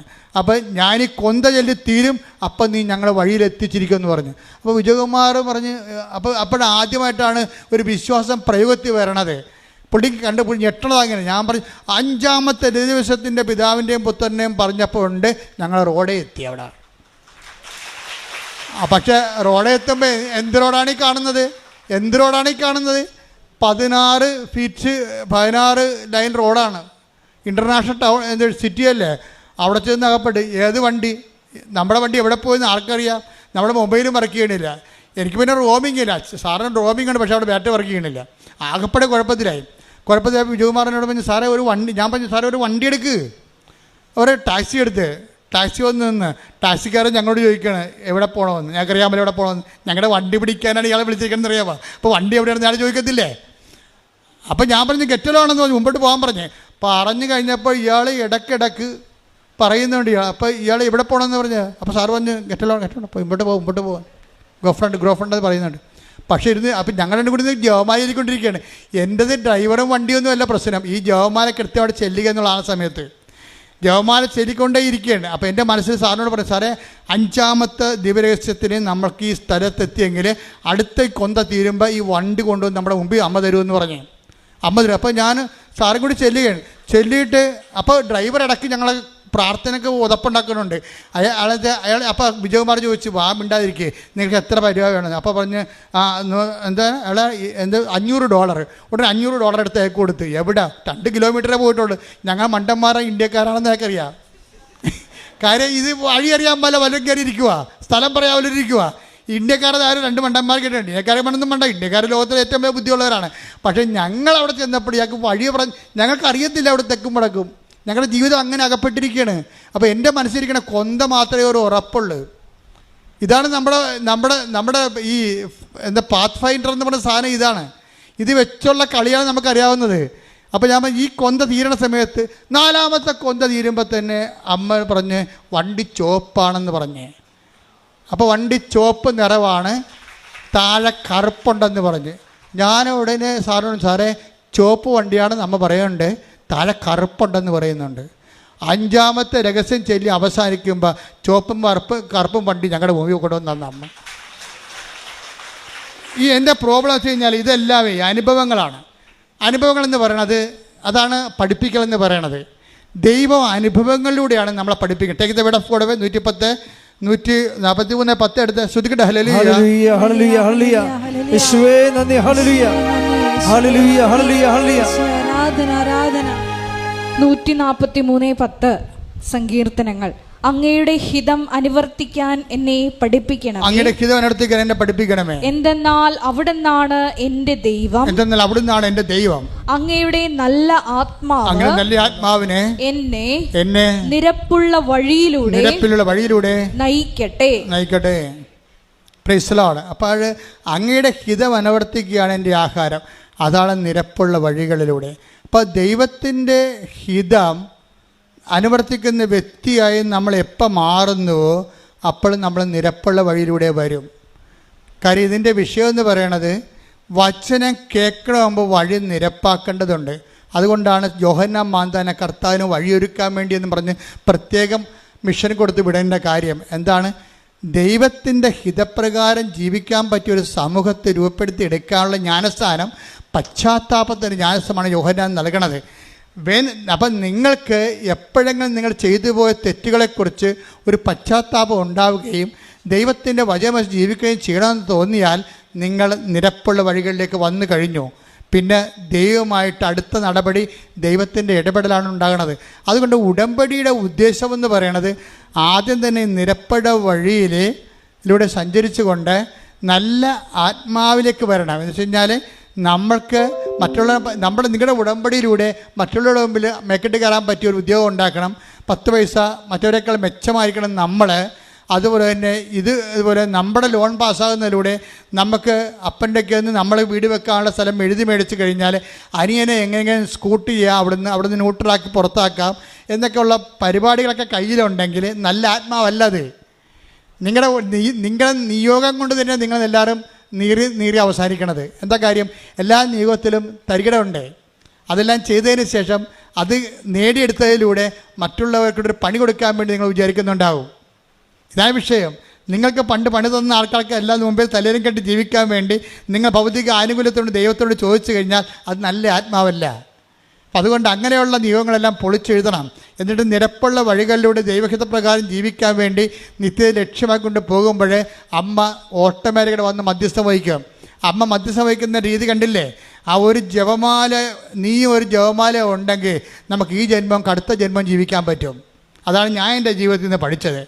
കാര്യം ജപമാല മുഴുവനും ഫുൾ ഓഫ് കർത്താവിൻ്റെ റിഡംഷൻ്റെ വീണ്ടെടുപ്പിൻ്റെ മുഴുവനും രക്ഷാകര സമ്പൂർണ്ണ ബൈബിളിനെ ഇങ്ങനെ കാച്ചിക്കുറുക്കി അങ്ങനെ മണികളാക്കി വെച്ചിരിക്കുകയാണ് ജപമാലയിൽ.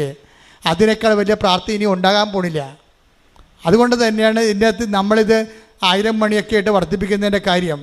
വേറെ എപ്പോഴും നമ്മൾ ശ്രദ്ധിക്കണം. നിങ്ങൾക്കൊക്കെ പറ്റിയ അബദ്ധം വല്ല ഉടായ്പ പ്രാർത്ഥനകളൊക്കെ വന്നപ്പോൾ നിങ്ങൾ ന്യൂട്രലായിട്ട് നിങ്ങൾ ജപമാല മാറ്റി നിർത്തിയിട്ട് അതിൻ്റെ പുറകെ പോയി. അതാണ് സംഭവം. മര്യാദക്ക് നിന്നുകയും നമ്മുടെ പിതാക്കന്മാരെ ദൈവവും തലമുറകളും പഠിപ്പിച്ച പ്രാർത്ഥനകളെ സത്യസന്ധമായ ആധ്യാത്മികതയ്ക്ക് നിങ്ങൾ തീഷ്ണമായി വരണം. നിങ്ങൾ വരണമെന്നല്ല ഞാൻ പറയണത്, നിങ്ങൾ തീഷ്ണമായി വരണമായിട്ട് ദൈവത്തിന് തോന്നണം.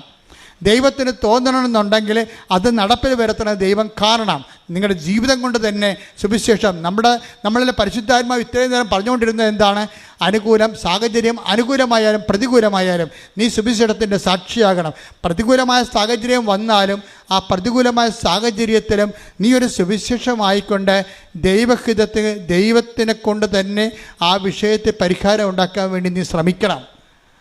അല്ലെങ്കിൽ ഞങ്ങൾക്ക് വേണമെങ്കിൽ അടുത്ത പോലീസ് സ്റ്റേഷനിൽ പോയിട്ട് റിപ്പോർട്ട് ചെയ്യുക വല്ലതൊക്കെ ചെയ്യാൻ പറ്റുമായിരുന്നു. എന്തൊക്കെയാണ് കുഴപ്പം? എന്താ കുഴപ്പമെന്ന് വെച്ചാൽ ഇന്ന ഹോട്ടലിലാണ് താമസിച്ചത്, ഇന്ന വണ്ടി എങ്ങോട്ടാണ് പോയെന്നൊക്കെ ട്രേസ് ഔട്ട് ചെയ്തെടുക്കണം, ഒരു കുഴപ്പമില്ല. പക്ഷേ ഞങ്ങൾ ജപമാലയിലാണ് ആശ്രയിച്ചത്. എന്ന് വെച്ചാൽ ഫസ്റ്റ് നമ്മുടെ ബുദ്ധിപരമായ മെക്കാനിസം അല്ല കാണിക്കേണ്ടത്. അത് ജഡിക ആത്മാക്കമുള്ള ആൾക്കാർ ജഡികമായ മാർഗ്ഗങ്ങൾ അന്വേഷിക്കും. ദൈവ പൈതൽ ദൈവത്തിൻ്റെ മാർഗ്ഗമാണ് ഫസ്റ്റ് പ്രയോറിറ്റി. ഉടമ്പടി നീ വിജയിക്കണമെന്ന് കാണുന്നത് എപ്പോഴാണെന്ന് വെച്ച് കഴിഞ്ഞാൽ നിൻ്റെ ഫസ്റ്റ് റെഫറൻസിൽ നിനക്കുണ്ടാകുന്ന പ്രശ്നങ്ങൾ ദൈവത്തെ കൊണ്ട് ആദ്യം പരിഹരിക്കാൻ വേണ്ടി നീ നടപടി എടുക്കുമ്പോൾ നീ ദൈവത്തിൻ്റെ നിരപ്പായ വഴികളിലൂടെയാണ്. കൈയടിക്കട്ടെ, ശ്രുതികട്ടെ. ഹല്ലേലൂയ, ഹല്ലേലൂയ, ഹല്ലേലൂയ.